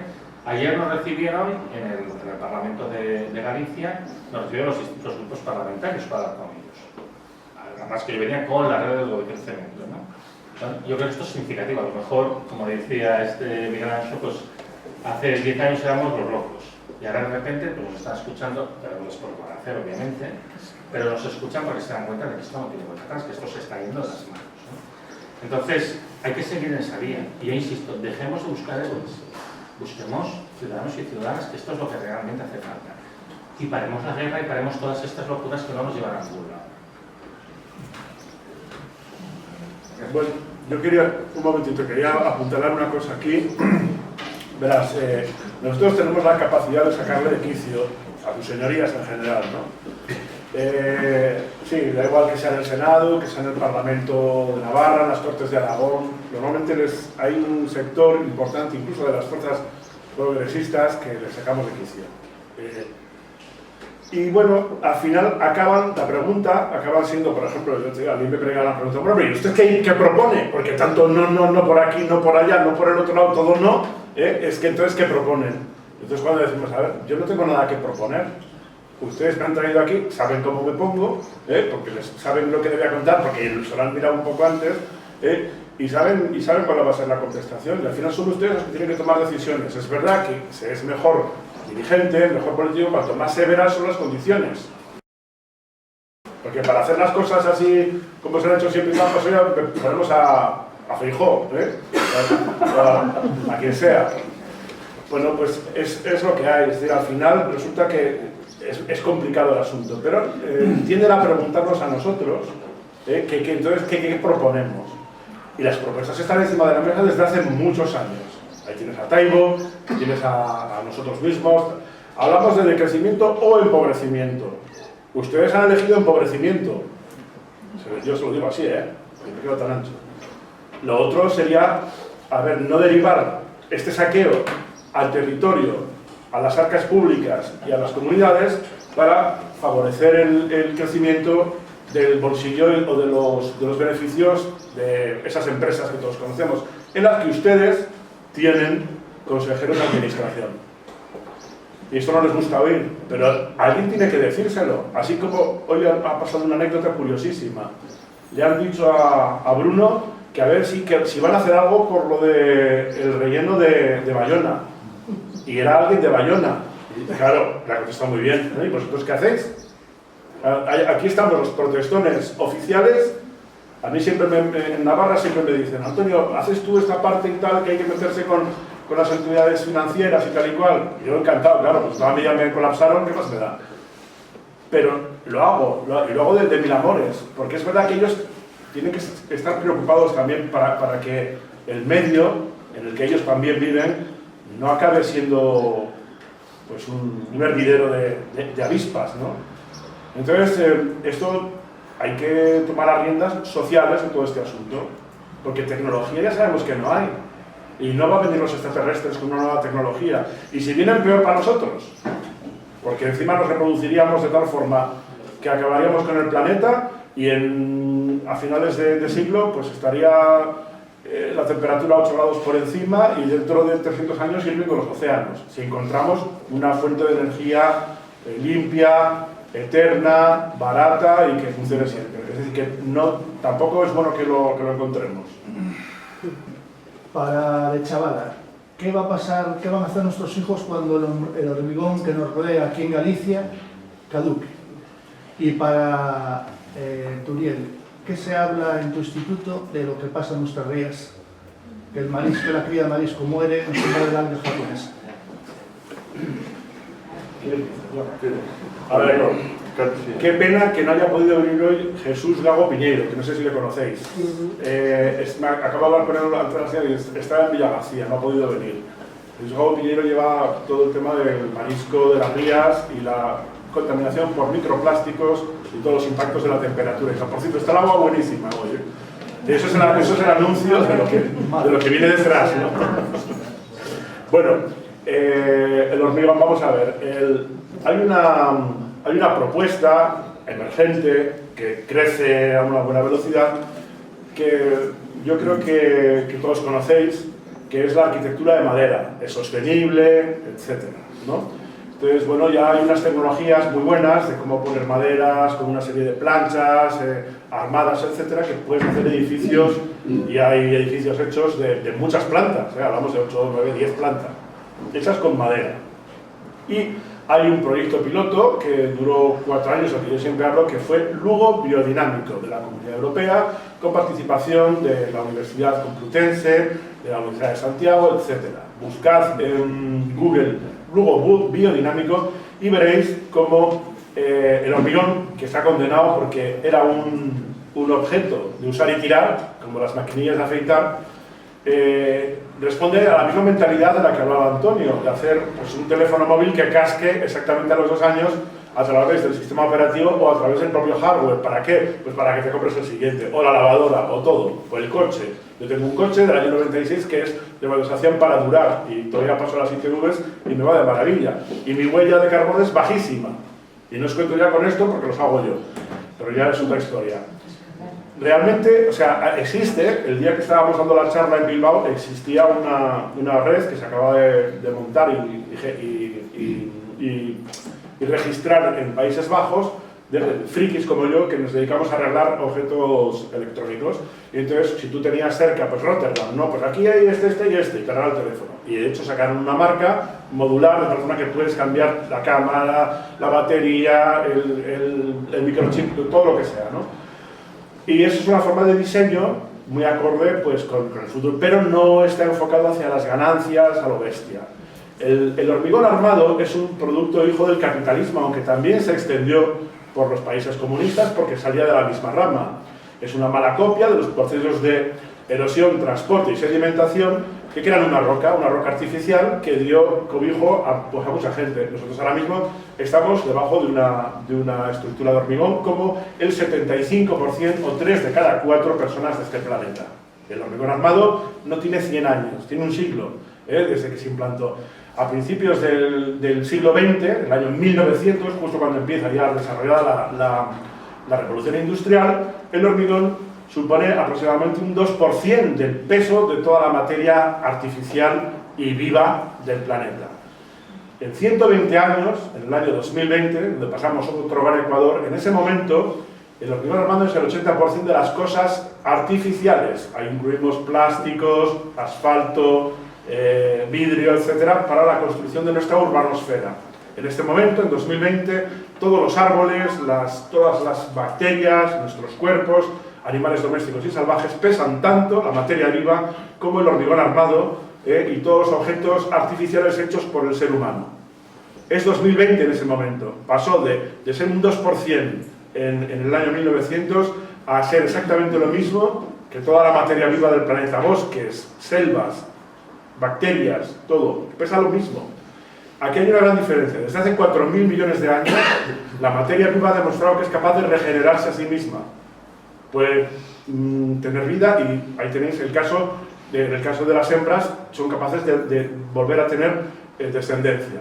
Y sin embargo la materia muerta, la materia artificial, que es en la que nosotros estamos inmersos, que es nuestro medio donde nos movemos, es incapaz de regenerarse a sí mismo, necesita un mantenimiento. Y ese mantenimiento se hace a base de energía. Entonces necesitamos cada vez más energía para mantener cada vez unas infraestructuras, en este caso de hormigón armado, que es lo que has preguntado, más insostenibles, más deterioradas y en un ambiente más agresivo. Hay más agua en la atmósfera, hay más CO2 en la atmósfera y hay una atmósfera más caliente. Con lo cual, más o menos de media, el hormigón que pensábamos que iba a durar 100 años, ahora tenemos que pensar que durará 80, 85. ¿De acuerdo? En este momento, pero con el tiempo durará menos. Así que hay una apuesta por la madera. Y la madera será posiblemente uno de los materiales de los que nos fijaremos. Y como el sistema industrial y capitalista se ha enfocado para el crecimiento y para hacer negocio en ciertos territorios, adivinad qué comunidad va a ser la que suministre la madera de las casas del centro de la urbe. Enhorabuena. Os ha vuelto a tocar. Sí. Bueno, si yo tengo que contar la parte mía. Desde hace un par de años yo estoy coordinando el eje 3 del convenio que tenemos con el Ministerio de Transición Ecológica para la Directiva Europea de Estrategias Marinas. Estoy coordinando yo en coordinación con Miguel Gil Couto, que es un investigador de aquí de Vigo del Instituto de Investigaciones Marinas. Ellos están más centrados en la parte de modelos del océano, yo estoy más centrado en la parte de observación del océano por satélite, y este eje en lo que está centrado es en el estudio de las condiciones físicas de las 5 embarcaciones marinas españolas y cuál va a ser su evolución en los próximos años en un contexto de cambio climático. El problema que tenemos ahora mismo es que somos incapaces de reconciliar los modelos del cambio climático con las observaciones, porque los modelos del cambio climático van así y las observaciones van así. Y entonces esto no hay Dios. Yo estoy intentando buscar estrategias, pero te aseguro que está siendo bastante difícil. Yo, como estamos generando estas series, sé muy bien lo que está pasando aquí. Y aquí lo que está pasando es que tiene que ver con el trabajo que hace 7 años que tengo pendiente de publicar, que ya le hemos dado la orientación correcta, y que espero sacar este verano. se ha producido un cambio de circulación general del océano en los últimos 10 años, coincidiendo pues, con ese punto de transición que os comentaba antes. Entonces, en particular, en el caso concreto de Galicia, esto está afectando gravemente a la producción primaria aquí en las zonas costeras, en el mar próximo a Galicia, porque se ha producido una inversión de estacionalidad. Cuando se producían los blooms de algas, la proliferación de algas, que son pues, básicamente la producción primaria, la que se alimenta pues, básicamente todo el resto de la biomasa, ahora se ha invertido también la estacionalidad de la corriente que circula por la costa de Portugal, que básicamente sirve para suspender sedimentos y favorecer esto. Entonces, ahora lo que está pasando es que los momentos en los que tendría que haber un mayor crecimiento del marisco y de algunas pesquerías, no están los nutrientes, no están las algas allí porque están floreciendo otro momento. Entonces, ha habido un cambio drástico del ecosistema. Un ecosistema muy productivo, como es el de aquí, se ha visto completamente alterado. Y entonces esto explica la caída de producción de las marisquerías y pesquerías, sobre todo más costeras de Galicia. Y esto tiene mala solución, ¿no? Entonces yo entiendo que aquí hay una gran preocupación por este tema. Nosotros en este momento lo que estamos haciendo es monitorizarlo. Yo no entiendo muy bien exactamente cuál es la razón del cambio de circulación, aunque tengo algunas sospechas. Y yo creo que hay una conexión fuerte tanto por la modificación atmosférica de la célula de Hartley, que se ha hecho más ancha, y eso explica la persistencia de tiempos anticiclónicos, algunas cosillas que están pasando, y está conectado evidentemente con el freno de la MOC. Hay una corriente que mantiene caliente a Europa, que se llama la MOC, que es el brazo atlántico de la corriente meridional es el brazo atlántico de la corriente meridional de Lazo, que hace que Europa tenga un clima más cálido y más húmedo de lo que tocaría por la latitud en la que está. Mirad en un mapa, Madrid está a la misma latitud que Nueva York, pero los inviernos en Madrid no son como los inviernos en Nueva York. París está a la misma latitud que Vancouver. La mayoría de Europa está a la misma latitud que Canadá o que el sur de Siberia. Europa disfruta de un clima más cálido y más húmedo de lo que le toca gracias a una corriente marina, que es esta MOC, y desde hace algún tiempo tenemos indicios de que se está parando. Entonces, si esta corriente se para, quiere decir que las temperaturas y el flujo de humedad hacia Europa va a disminuir drásticamente y Europa lo más probable es que se convierta en un continente inhabitable. Porque simplemente va a ir al clima que le toca por la actitud. Eso no quiere decir que se pare el cambio climático, ni mucho menos. Europa es una región pequeña del mundo, ¿eh? Además, todo el calor que está viviendo Europa pues iría hacia el sur, agravando problemas que pasan en otros países, ¿vale? Pero Europa pues tendría el clima de Canadá, que no es un clima especialmente productivo. Entonces, bueno, pues este es uno de los riesgos y seguramente está conectado. O sea, lo dijo Ramsdorff el otro día, ¿eh? O sea, tenemos bastantes indicios de que esto está empezando a afectar ya a España. Y es que yo creo que está pasando. Mira, de esto, si os estáis interesados en esto que está comentando de AMOC, hay un vídeo en YouTube en el que tenemos una conversación al respecto. Creo que son 40 minutos. Sí.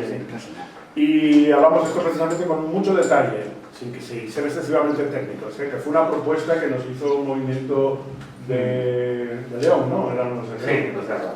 Sí. Y bueno, ponéis AMOC en YouTube, AMOC, Arechavala Turiel, o Turiel, Arechavala AMOC, y ahí tenéis. Sí, esto va muy bien para dormir por las noches. A mí la gente me dice, ¿tú cómo duermes por la noche? Y yo digo, yo duermo como un bebé. Y dice, bien, no, me despierto cada 3 horas llorando. Pero bueno, no, a ver, las estaciones serias, estaciones canarias, yo creo que también es importante no desesperarse, pero lo que hay que empezar a entender que está, y además es eso, es que, a ver si me entendéis. Joder, los que sois de aquí lo estáis viendo lo que está pasando con las pesquerías y las marisquerías. ¿Qué coño pasa? O sea, ¿qué más necesitáis? Que llegue un huracán aquí. Os va a llegar, ¿eh? Entonces, no sé, o sea, ¿qué más necesitáis? ¿Que haya racionamiento de diésel? ¿Va a pasar? Oye, aquí vivieron Ofelia en el 17, ¿eh? Claro, pero vale más cosas de estas, o sea, pero es que eso es solo un ensayo. Yo estaba en Ribadeo y estábamos a 33 grados allá en Ribadeo, allí en el norte, casi en el polo norte, vamos. Era horrible aquello y tal. Y ya cuando empezaron a llegar las noticias de que el fuego estaba a la entrada de Vigo y todo esto se quemó, bueno, fue impresionante. Y pasó rozando, ¿eh? Ofelia. Yo sobre eso tengo una reflexión que es interesante, que va un poco a la línea de lo que he dicho antes, ¿no? Es, la gente compra esa mierda, ¿qué gente? La gente de nuestra edad. ¿Dónde están los jóvenes? Los jóvenes ahora mismo están desesperados. Gente joven, que muchas veces, yo lo veo con mi hija que tiene 18 años y demás, ¿qué les pasa a los jóvenes? Ven un futuro de mierda en el que ven que va a haber muchos problemas ambientales, climáticos y demás, ven que se les ofrece trabajos precarios, ven la gentrificación en las ciudades, que os aseguro que, por ejemplo, allí en Barcelona es extrema, ¿no? Yo para mí un dato que me parece escalofriante. El salario típico en Barcelona, el salario mensual, es de 1.300 euros, que es lo mismo que cuesta el alquiler de un apartamento de 50 metros cuadrados. Entonces, esto tiene que acabar reventando. Entonces, la gente joven se le está ofreciendo una vida de mierda y, obviamente, ¿cómo no se van a refugiar en paraísos artificiales? Aunque también, y hay una reflexión que me gusta hacer, cuando fue la Dama de Valencia y miles de ciudadanos fueron a ayudar al día siguiente a sus vecinos los pueblos de los os fijasteis, la mayoría eran jovencísimos y jovencísimas. Porque ¿qué pasa? Los jóvenes no compran esta mierda que les ofrecemos, pero cuando ven sufrimiento de verdad, de cosas que son importantes de verdad, quieren estar ahí. Entonces, aquí hay una cosa que yo creo que está clara, es decir, la gente joven en general también no vota o, el problema más gordo, como nadie les hace ni puto caso, se dejan seducir, sobre todo ellos más que ellas, por los cantos de sirena de estos movimientos populistas que ofrecen soluciones sencillas a problemas complicados. Y pues sabemos perfectamente que estamos hablando y de qué va a acabar eso. Porque además les ofrece un sentido de coherencia, un sentido de pertenencia, es decir, mi vida es una mierda, pero yo pertenezco a algo que es superior. Entonces, yo creo que una forma de cambiar esto es apelando a la gente joven. Pero hay que ofrecerles algo que merezca la pena, porque lo mismo que se les ofrece es una mierda, eso es culpa en parte nuestra. Porque somos unos hipócritas y porque no hacemos las cosas en consecuencia con lo que sabemos que este tiene que hacer. Y yo os vuelvo a decir lo mismo, o sea, lo que os he dicho antes es, ¿qué está pasando? Pues eso, las pesquerías, marisquerías, que está pasando un montón de cosas. Si nosotros no reaccionamos, ¿quién va a reaccionar? ¿Y cómo vamos a pedir a la gente joven que nos siga si lo que estamos haciendo está mal? Si lo sabemos. Es que nosotros tenemos que dar la cara, es que lo siento, es que claro que hay tiempo de cambiar, pero es que nos tenemos que poner delante, nosotros, no otras personas, nosotros tenemos que ponernos delante. Es que es una cosa, yo querría que la gente de aquí nos haga deprimida diciendo, joder, qué mal todo. Digo, no, hay que ponerse manos a la obra, es que es así, porque es que nos lo jugamos todo. Y así evitaríamos cosas como lo que estás explicando. Lo que estás explicando es muy sencillo. Lo que pasa, el objetivo, como hemos comentado muchas veces con Antonio, ¿no?, es construir la infraestructura y cobrarla. Entonces, cuanto más grande, mejor. Porque este es el objetivo siempre. Y tenemos que acabar con esta lógica. También os digo, tal como van las cosas, estamos a 2 días, 2 años o 5, da igual, de que empiece a faltar combustible, de que empiece a faltar materiales. Ya hay cosas que faltan hoy en día. No hacemos ni puñetero caso.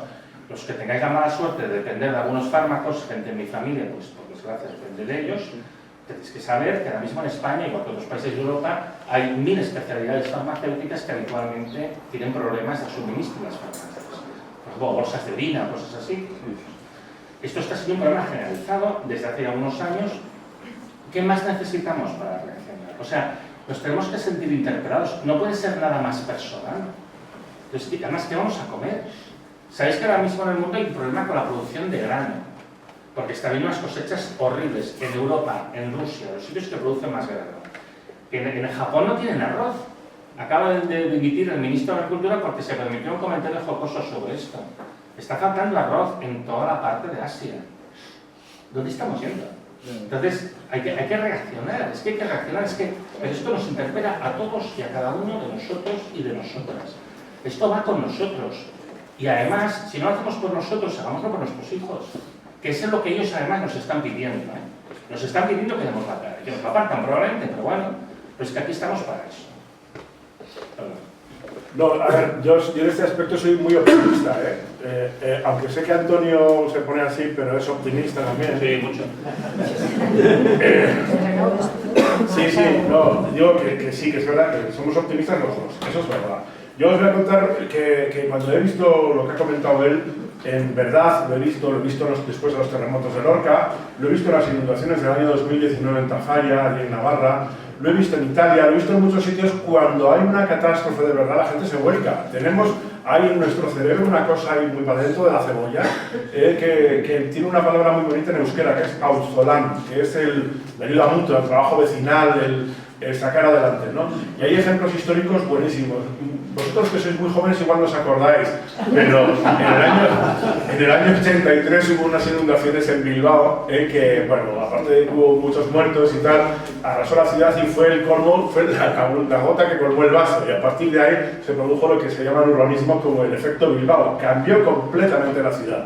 Pasó de una ciudad llena de droga, humos, porquería, y bueno, en prácticamente 20 años se convirtió en una ciudad moderna, ejemplo de que se lleva a todos los centros de urbanismo y tal como el efecto Bilbao, ¿no? Pero ¿por qué llegó al colmo? Bueno, pues hubo una anécdota muy curiosa, en los barrios que habían sido muy afectados, pues fue gente joven en ese momento de todas partes de Euskal Herria y de todo el estado a ayudar a aquella gente, ¿no? Y la gente de Tafalla, que fueron los que vivieron las inundaciones del año 2019, Tafalla está en Navarra, en el medio de Navarra, al sur de Pamplona, les tocó ir en sus autobuses a un barrio de Bilbao que se llamaba Arrancudiaga, Entonces, bueno, pues fueron allí a ayudar en el 83 y tal y cual. Bueno, pues cuando fueron del año 2019, en pleno San Fermín, en Tafalla, en julio de 2019, zona catastrófica, un desastre total, los hijos de los de Arrancudiaga cogieron los autobuses y se fueron a Tafalla. Y entonces empezó una red ya conceptual en la que decía, oye, pues vamos a poner aquí un fondo de compromiso, no solo económico, sino también de, bueno, pues de actividades y tal, que mantenga viva esta cosa, este auzolán, ¿no? Y de tal forma que si algún pueblo de Euskal Herria, cualquiera, en un momento dado recibe una catástrofe, se rompe una presa o pasa algo gordo, hay una inundación o hay lo que sea, pues el resto se vuelcan con ella para favorecer ese trabajo. Por lo tanto, yo soy muy optimista, porque sé que funciona y lo he visto. Sale del alma. Y ahí lo tenéis lo que pasó en Valencia, lo que ha comentado anterior. Muchísima gente joven se volcó. Es verdad que hubo desorden y tal y cual, pero enseguida se buscó el orden. ¿Quién impuso las zancadillas a todo esto? El mundo de la política, lo siento mucho. Unos y otros. Y aquello fue un desastre precisamente por el inmiscuirse en este ecosistema, si queréis, político y empresarial, que quiere sacar tajada de todo, ¿no? Entonces, bueno, ahora se habla de reconstrucción. Vas a volver a construir en el mismo sitio si la gente te está diciendo que no quiere volver a vivir allí. Lo están diciendo ellos, pero que otra vez vengas aquí, para que vuelva a pasar lo mismo mañana o pasado o dentro de 20 años. En fin, hay mucha sabiduría popular. Aquí en el público habrá gente que sepa mucho más que nosotros de muchos de los temas que tratamos. Habrá economistas, ingenieros, habrá mucho más de electricidad, mucho más de madera, mucho más de...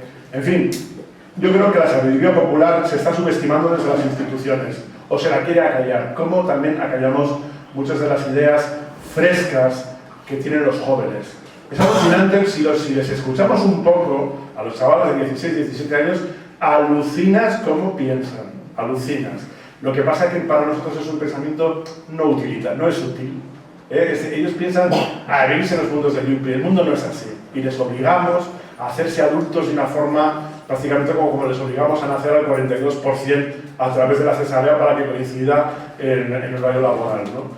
Y es así, esta es nuestra actitud. Y ya quiero hacer un recordatorio importante. Hoy en el País Valenciano ha habido una huelga general para, básicamente, pues, protestar por el problema de la emergencia climática y por otras cosillas que hay por allí.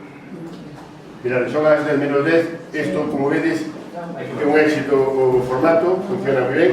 Hai 3 palabras que hai tempo e vou a dar a oportunidade de que plantesedes a vosa reflexión ou a vosa pregunta sin contestación e contestedes despois o paquete que nos fagan.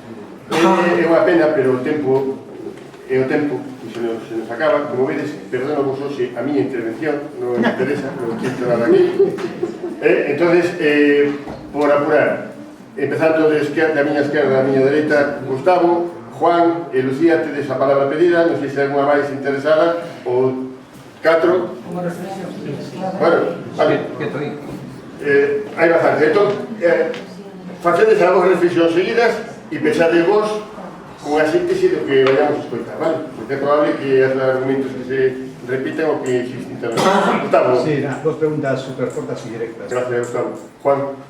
Bueno, yo rápidamente quería hacer a mí me gustan las familiares, provocar bastante. Entonces quería hacer 2 preguntas un poco técnicas sobre 2 cuestiones que me preocupan. Luego, plantear mi discordancia con alguna de las cosas que dijisteis. Sen ser ningún experto en ningún tema destes, como ciudadana da pé, preocúpame, bueno, perdón, en castellano. Me preocupa cómo nos preparamos para los huracanes y qué poder tenemos como votantes cuando los programas políticos parecen insuficientes. Muy bien. Gracias, Lucía. Eladio. No, yo apunto que entre... Si los son culpables, ¿contra qué cojones puedo pelear? Entonces, es decir, había que transmitir esta afirmación de un cuidado de que se no se produzca en nos, porque si no marchamos aquí acojonados, marchamos con sentimiento de culpa, que después encima nos piden que peleemos contra esta gente que nos está jodiendo. A mí no me dice, pero es una cosa que me pasa a mí. Vale, gracias, Carlos. Pásanos a muchos, pero... Silverte, deciste, última palabra, acabou. Portanto, boa noite, muito boa tarde, muito obrigado por esta sessão extraordinária. Eu devo dizer que não vim cá de calhão e devo dizer também que foi das coisas melhores que me aconteceu hoje. Ouvir as pessoas que estão a falar na mesa é de uma importância tremenda para mim, porque não é fácil juntar 3 pessoas com esta categoria e ouvi-las. Eu queria pôr 3 questões muito simples e não sei se enquadra na palestra, mas eu gostava muito de ouvir. Eu sou de uma zona daqui, portanto, Raiana, com a Guarda, e nós temos um problema que é a instalação de eólicas offshore. Hasta aquí llegamos, tocamos que sea. Siento, pero que no... Podemos hacer otra cosa, intentamos montar otra como esta... Mañana, una cosa, pero no vamos a responderos. Sí. A ver, yo voy a hacer un poco metrallera respondiendo las preguntas que me van a salir los cojones, ¿vale? Para que se me acuerde. Yo el tema de eólica offshore no he entendido muy bien. Evidentemente hay un problema bastante gordo porque en Portugal evidentemente se están desplegando de una manera muy rápida. Yo tengo trabajos hechos con otros investigadores del Instituto de Ciencias del Mar sobre los impactos de la eólica offshore y por eso yo creo que se está empezando a comprobar, pero bueno, no entendí tampoco muy bien exactamente qué es lo que quería comentar, pero efectivamente esto es una cosa que es grave. También hay que recordar, el modelo de esta reforma eléctrica industrial, como comenta Antonio, está fracasando, Es decir, nos sobra electricidad y eso tiene que ver con el tema del apagón, que por cierto no hay tiempo para comentar, pero os remito a la conferencia que vi en mi instituto hace 10 días, está colgado en el canal de YouTube del Instituto de Ciencias del Mar y ahí hay información muy detallada sobre lo que sabíamos en ese momento y que no las cosas que están pasando ahora. No sé si los chinos es un buen modelo, realmente lo único bueno sería que las cosas se hacen por las ordenas, pero a mí eso no me acaba de gustar demasiado. No sé, no encuentro ninguna otra cosa buena. Los chavales yo no he dicho que tengan un compromiso social. Los chavales están buscando tenerlo, porque no lo tienen. Los chavales se tiran 2 o 3 horas cada día mirando YouTube. Cuando yo era chaval, los chavales te dan 2 o 3 días mirando, 2 o 3 horas al día mirando la tele. Y yo recuerdo a mi madre diciendo, estés todo el día mirando la caja tonta. Cuidado, Estamos teniendo actitudes, es lógico porque ahora somos nosotros los viejos, reprobando lo que hacen los jóvenes. Es parecido a lo que hacen ellos y lo que hacemos nosotros. Quizás esta es un poco mejor, pero es el contenido. También es verdad que hay mucha mierda en Internet, mucha manipulación en Internet, pero también había mucha mierda en su momento en la televisión. Entonces, yo no creo que seamos esencialmente mejores que ellos, pero en todo caso no hablo de su compromiso social, porque no lo tienen. Se ve que no lo tienen, porque además lo que ven es desesperación. El tema del amor, hombre, hay evidentemente bastantes temas, hay de controversia, bastantes formas de medir. Muchos de estos trabajos que dicen que no lo hay, basados en datos experimentales, tienen cuestiones que son bastante discutibles. Yo esto te remitiría un poco a los trabajos de Stefan Ramstorff, que es la gran referente a nivel mundial, porque hay muchas de estas cositas que se están diciendo que a veces no tienen ni pies ni cabeza, sobre todo porque no sé en concreto el trabajo que tú aludes, si se están basando en modelos del CMIP6. Bueno, el CMIP6 se sabe perfectamente, hasta el informe del IPCC sobre tipping points, que se sabe que no son fiables para descubrir la agua, porque en particular no predice la mancha de agua azul, la mancha de agua fría que tenemos al sur de Groenlandia, que por cierto, todos estos trabajos no son capaces de explicarla, y la única explicación razonable es que se está dando la agua. Y sobre el tema de cómo cogemos la referencia industrial, como te puedes imaginar, esto ya lo hemos pensado. El tipo de prueba que tienes es un programa de inferencia estadística, y esto es lo mismo que hasta qué punto es representativa una encuesta telefónica de la intención de voto de la gente. Te da una idea, con una cierta incertidumbre. Entonces nosotros tenemos una cierta idea de la temperatura que había, con la diferencia de que, hombre, a mediados del siglo XIX sí que había medidas termométricas, sí que había estaciones, no cubrían todo el planeta, pero ya cubrían una buena parte, y tenemos sistemas de inferencia, y además tenemos una cosa que se llaman testigos, que básicamente es, por ejemplo, que crece los anillos rosados, no sé qué. Todas estas cosas están recalibradas, y hay equipos de investigación en el mundo que se dedican obsesivamente a trabajar precisamente en eso, en el tema de recomponer o reequilibrarlo. ¿Tienes una estimación 100% precisa de temperatura del siglo XIX? No, pero tienes un hecho timbrado mejor 0,1, O sea, tampoco es que no tengas ni puta idea, es lo mismo que una encuesta telefónica. Mucho más preciso. A medida que retrocedemos el tiempo, que piensa que tenemos estimaciones de la temperatura del planeta promedio, porque cuando es un promedio se disminuye mucho la fluctuación estadística, esto te lo encuentro también, tenemos estimaciones de hace 1 millón de años. Cuanto más atrás el tiempo, más imprecisas. Pero no es lo mismo tener algo preciso que no tener ni puñetera. Entonces, hombre, la temperatura promedio del planeta en el siglo XIX tenemos una idea como bastante clara. Y lo del sentimiento de culpa. Claro que es culpa tuya, joder. No, hay una cosa que es importante decir. Evidentemente aquí hay un error, que está haciendo. Hablan en gallego y no me doy cuenta que no. Ah, perdona. No, escucha.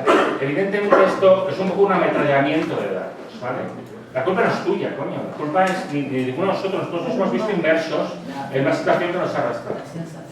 No, que sí, que lo entiendo. Es una sensación muy lógica, sobre todo cuando es la primera vez que estás avasallado por ello. Porque claro, dices, coño, ¿cómo hemos llegado aquí? ¿Cómo he permitido yo que llegáramos aquí? Pero tú no has permitido nada. A ti te han arrastrado en un sistema en el que tú has nacido y que no has podido hacer absolutamente nada. Además da igual, porque lo lógico no es buscar culpables, lo lógico es buscar soluciones. Pero culpables no saben. Culpables no saben. Que hay culpables siempre los hay. No, siempre los hay, pero ese no es mi trabajo aquí ahora. No, es que esto es importante, porque yo recuerdo, yo soy físico, yo no he venido aquí a juzgar a gente, hay jueces, o debería haberlos, y hay leyes, o debería haberlas, ¿vale? Entonces, evidentemente que hay responsabilidades y que hay culpables, creo que sí que los hay, pero no ese es el trabajo que me toca a mí hacer aquí ni a Antonio. Nosotros venimos aquí a hablar del problema y también para entrar a discutir las soluciones, que soluciones obviamente las hay, pero evidentemente pasan por cambios muy radicales y yo insisto, aquí hay una cuestión de interpelación personal. Todos tenemos que sentirnos interpelados por un problema que evidentemente tenemos que implicarnos. Es que no queda más remedio. Recordad, en una democracia, la democracia, los derechos no son concesiones, son conquistas. Y si no se lucha por ellos, se pierden. Y esto hay que entenderlo. Es que esto nuestros padres lo entendieron. Tenemos que volver a entenderlo nosotros. No, yo ya para finalizar rápido, junto muchas de ellas. Por ejemplo, en Navarra y en Euskadi, cuando Extinction Rebellion y Fridays for Future y tal irrumpieron, nos vino muy bien porque la media de estas charlas bajó mogollón. La media se incorporaron. Hicimos lo posible, los viejos, para meterlos con nosotros y enseñar. Tenían cosas de bombero muchas veces, ¿no? Como por ejemplo, hoy en la fiesta de tal se tiran un mogollón de vasos en la carpa de las universidades que se hacen allí y tal, vamos a hacer camisetas. No, un vaso es para beber agua, no para hacer camisetas, ¿de acuerdo? Y una serie de cosas que poco a poco, bueno, pues se han incorporado y ahora están en el debate y de hecho han montado lo que es la Asamblea Ciudadana por el Clima y bueno, está funcionando, dentro de lo que le deja el sistema, por supuesto. Enlaza con el papel que tienen estos jóvenes al tirar pintura y huevos de colores y cosas y tal a cuadros que están perfectamente preservados del mal, pero que tienen un impacto importante, que es lo que comentabas. Es una forma de rebelión que nosotros prácticamente se nos había olvidado. Es muy mediática hoy en día y sobre todo pone de los nervios a gente muy pureta. Es que ¿qué culpa tiene Van Gogh, ¿no? de todo esto, ¿no? El tema de la culpa, pues es que no es culpable, nosotros hemos participado de la fiesta porque nos han metido en ella. Yo, muchas de las cosas que trabajo en cuanto al territorio, es gente que está prácticamente arrojada a vivir en las llanuras de inundación. Eso hay, y yo hablo siempre de retirada estratégica. Los que me habéis seguido en las redes sociales veréis que hay sitios en los que no debemos meternos jamás. En primera línea de playa. ¿Habéis visto cómo está la playa de Playa América? Bueno, pues ya se ha comido parte de la duna, bueno, es que ya está prácticamente encima de las casas, ya llegando a Panchón, ¿no? Bueno, pues esto es así, alguien que nos mandó construir ahí, ni parking ni nada, es decir, tenemos que haberlo dejado como estaba. Con lo cual, somos culpables de vivir ahí en Catarroja, en un sitio que se inundó. Pues bueno, pagamos la hipoteca, nos dijeron que España iba bien, que esto era ideal y que además nos podíamos endeudar. Nos obligaron a endeudarnos, nos obligaron a meternos donde nadie nos llamó y al final pues lo pagamos las consecuencias. Con lo cual, entre todos, tenemos que tomar una solución que no es técnica, que es social, que es a ver cómo sacamos a esa gente de allí y le ponemos una casa en otro sitio.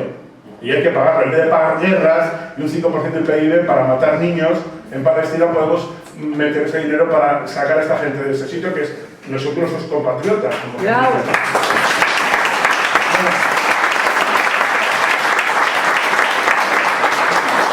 Y finalmente, en cuanto a la medida de la temperatura, a ver, los geólogos disponemos no solo de los testigos que hay en el hielo, tanto en Groenlandia como en la Antártida, sino que además muchos de los caparazones están totalmente ya, bueno, están regulados, está todo completamente a través de la composición química que cada molécula lleva, o cada átomo lleva su carnet de identidad, ¿no? del tipo de carbono que es, si tiene tanto de 13, tanto de 14, lo que sea. Por eso sacamos, no te voy a decir exacto, ¿no? Pero sí que podemos tener una estimación muy amplia, pero no te hablo del siglo XIX, te hablo de hace millones de años. Podemos tener unos gráficos muy buenos, completamente calibrados, por 1000 sitios, o sea, por isótopos, por el carnet de identidad de la no sé qué molécula, o sea que podemos tener un mapa fiable de la temperatura. Eso no tiene nada que ver con los chemtrails. Y termino ya diciendo eso, que esto es una invitación, como os decía al principio, a la rebelión y a la desobediencia, totón, como hay que decirlo. Hay que desobedecer, nos están inculcando una mierda para que 4 señores, abriendo una mina aquí y dejando el todo hecho un Cristo, se forren y se lleven la pasta en el bolsillo. Con la promesa absurda de que tanto los progresistas como los de derechas dicen, no, es que el chantaje de los puestos de trabajo y el progreso y tal está ahí. No, señor. Hasta ahora la historia recuerda que solo hay 2 tipos de minería, la basada en el diésel y la basada en la esclavitud. Y siempre dejáis todo hecho una puta mierda y os largáis con el dinero en el bolsillo. Así de claro.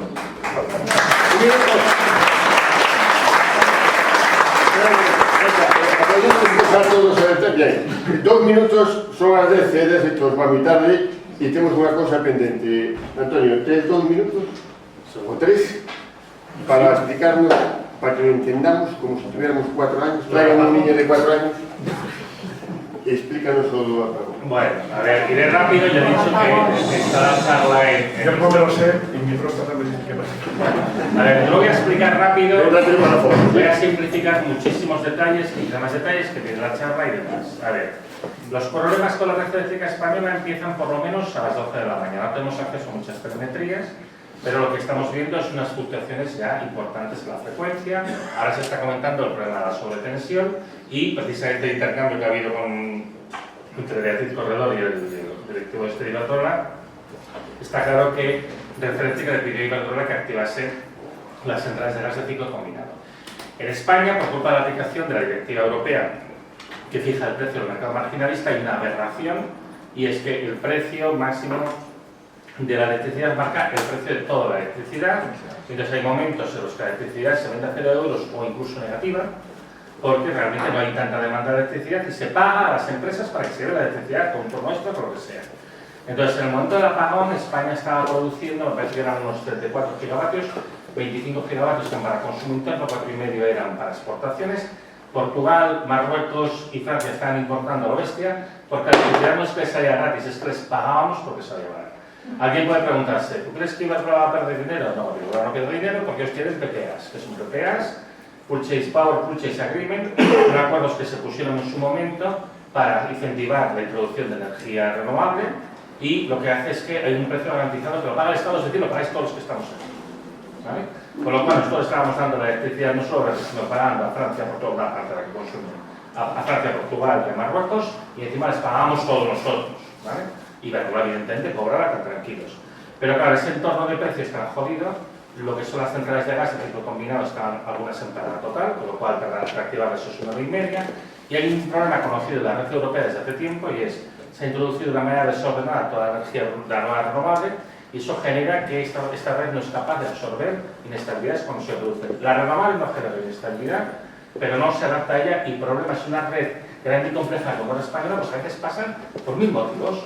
Y están preguntándose cuál es la causa última. Mira, la causa inmediata es la última es que es una red que lo sabes, hubo un gran incidente el 8 de enero del año 21, que desencadenó una gran investigación, porque empieza en Croacia y se propaga a Lisboa en 3 minutos, y eso pues la red europea es inestable por las directivas europeas de implantación de renovables que no obligaban a unas condiciones de estabilidad que se hubieran podido conseguir simplemente ecosistemas de estabilización que las centrales convencionales tienen. O sea, es que esto no es nada que se tenga que inventar. El problema es que ya tenemos un montón de sistemas sin esos sistemas de estabilización y por algo sería caro. Si no los tienes, y esto es una aberración europea, digamos, por la directiva europea, que aquí se transpuso sin vigilar, pues una manera de compensar hubiera sido, bueno, pues si tienes centrales de respuesta rápida e inerciales que producen electricidad de calidad, como son la hidroeléctrica y la fotovoltaica y el gas de ciclo combinado, hubieras podido compensarlo. ¿Qué pasó? No se compensó. Y entonces en un momento dado la señal en España se volvió muy inestable, la red estuvo a punto de caerse a las 12:22 ya, y Francia ha cortado la conexión, pero se corta automáticamente. Esto no es la decisión de alguien que dice el español, no, es simplemente pues la frecuencia baja de 49,8 Hz y automáticamente, porque no hay tipo de reacción a son milisegundos y si no empieza a explotar todo por todos lados. Entonces, claro, esto ya provoca el apagón de España. España estuvo a punto de arrastrar toda la red europea consigo. Si tú miras las telemetrías, es claramente una oscilación de frecuencia absolutamente salvaje y Europa la pasaron mal. Sobre todo, por ejemplo, los Países Bajos tuvieron unas fluctuaciones bastante bestias durante un buen rato. Esto pasa porque está todo esto sin estabilizar y porque no se tiene la precaución de tener las centrales de gas ciclo combinado como backup para proporcionar una cierta estabilidad. No es que tengan que producir la mayoría de electricidad, pero hay que garantizar, pues hay un 10, un 15, que tiene que ser esto más hidroeléctrica. Y la prueba más clara de que evidentemente entendían lo que había pasado fueron las declaraciones de Beatriz Corredor a los 3 días que estuvo que hablar, en una entrevista que hace en El País. En la misma entrevista dice: no sabemos lo que ha causado el apagón, dice 2 o 3 cosas, y luego a continuación dice: hemos aprendido la lección y no va a volver a pasar. Estas 2 frases son totalmente contradictorias, y esto pues, lo único que refleja es que evidentemente no entendían. La prueba más clara que no entendían es que todos los días después del apagón hemos estado metiendo un montón de gas. Pero eso está llevando a un encarecimiento de la factura que vais a ver los próximos días, ¿vale? Y la de mayo todavía solo es la mitad, pero la de junio va a ser más jodida. Y ahora mismo estamos reduciendo la cantidad de gas que metemos, aumentando la fotovoltaica, porque estamos intentando ver cuál es el límite. Entonces yo hasta ahora he dicho, no va a volver a pasar porque no ha aprendido la lección, pero como no queremos pagar tanto por el gas, estamos buscando hasta el límite. Y a mí esto me preocupa un poco, porque yo no sé hasta qué... Bueno, yo supongo que sabe lo que están haciendo. Imagino que sí, ¿no? Pero claro, en todo caso lo que os quiero decir es, no hay que hacer debates simplistas. El problema no es la renovable, el problema es la implementación de las renovables que ha sido para favorecer a las empresas. Se ha hecho eso realmente, las empresas eléctricas sabían perfectamente lo que estaban haciendo mal, un poco lo que decía Antonio, o sea, han cumplido el reglamento a rajatabla y eso lleva a la caída, pues un reglamento que está mal pensado. Esto sabía que tenían que cambiarlo. Existe reglamentación ya desde el año 2022 que obliga a que todo lo nuevo tiene que entrar en las condiciones más correctas, pero claro, está el problema con todo instalado anteriormente. Y aquí, evidentemente, nadie quiere pagar. Entonces hablan de mejoras de la red, pero nosotras son mejoras a nivel de las plantas que tendrían que tener estos sistemas de estabilización y entender son las eléctricas que tienen que pagar. Y eso en todo caso es siempre responsabilidad de la red eléctrica que tenía que haber previsto y prevenido esto y no lo hizo. Porque aquí al final mierda para todos. Aquí todos. Y yo, bueno, lo único que os digo es, a mí lo que me preocupa ahora es el encarecimiento de la factura, por todo el gasto más que estamos quemando, por una parte, y luego el otro problema es que ahora están incrementando poco a poco la energía renovable, sobre todo la fotovoltaica, que está en ese sentido, y disminuyendo el gas para dónde está el punto crítico. Entonces, bueno, pues yo digo, espero que no se les vaya un poquito las manos. No queremos repetir. Una cosa, aquí en Galicia fue uno de los últimos sitios donde volvió la luz. Hay que decir que se dijo que había sido un cero, no es verdad. Si hubiera sido un cero, si se hubieran caído todos los sistemas, como todos tienen que estar perfectamente sincronizados, restablecer una red grande y compleja como la española hubiera podido llevar hasta 2 semanas. Y como aquí estáis muy lejos, las interconexiones con los países que se mantenían, que eran Francia y Marruecos, porque Portugal también cayó con nosotros, pues aquí os hubiera tardado llevarlo 2 semanas, porque todo tiene que entrar, no en todos los sitios obviamente, pero todo tiene que entrar perfectamente sincronizado y hay que estabilizar y eso lleva un rato. Entonces, bueno, pues la verdad es que se la jugaron mogollón. Y yo, sinceramente, espero que hayan aprendido la lección, pero como digo, también estamos muy poco a jugar con fuego. Tenemos una mala smart startups y hay que empezar a decir las cosas un poco con honradez. Por cierto, la nuclear aquí no pinta absolutamente nada. La nuclear sí que da inercia, pero no se regula. La nuclear española no tiene capacidad de regulación, la francesa es diferente. Aquí va a piñón fijo, potencia constante y no puede absorber ni dar ni quitar. Y de hecho, cuando hubo los problemas se cayó y tardó 2 días en volver, porque es lo que pasa cuando hay una mala. Entonces, también todo el debate sobre nuclear es una despiste. Últimamente están viendo mucho cruce de venablos porque ya se está empezando, bueno, pues como están intentando a ver cada uno echarle mierda a los otros, y es lo bueno de una riña entre dos mentirosos, que lo que se dice los unos a los otros es la verdad. Claro, y aquí pues poco a poco todas estas cosas que llevamos ya tiempo diciendo, pues se están viendo que, bueno, pues que efectivamente nada. Bueno, mira, una das cosas puntual e anecdótica, por eso estamos así os tres, e por eso está Silverte e está Juan, de Doyen, e eles tamén, decimos altrino. Entón vamos a facer unha foto, os cinco, se alguén máis que depoñerse, nos poñemos, e pechamos a tenda. E quedamos co compromiso, coa idea, coa posibilidade, coa ilusión, de volver a vernos aquí, cando cuidades, cando teñades tempo. Y apoyad a gente así.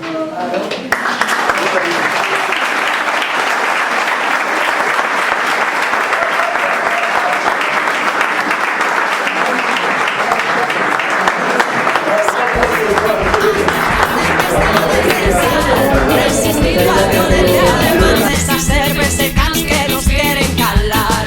Compañeras, los sueños duelen, unha illa no medio do mar, que iluminan o loito máis negro que esqueció desterro e o medo a loitar. Nesta terra que fai testamento, que acolle os lamentos, se anima a olvidar. Infectada de sangue usureiro, caciques modernos, mecenas do mal. Vivo dentro dun monte de area, tinguido de brea que non limpa o mar. Ca esperanza de tomar alento pra ver o momento de nos libertar. Mais ainda seguimos aquí, a durar tempestades de sal, resistindo a violencia, además de esas cervezas secas que nos quieren calar. Compañeras, los sueños duelen, unha illa no medio do mar, que iluminan o loito máis negro que esqueció deste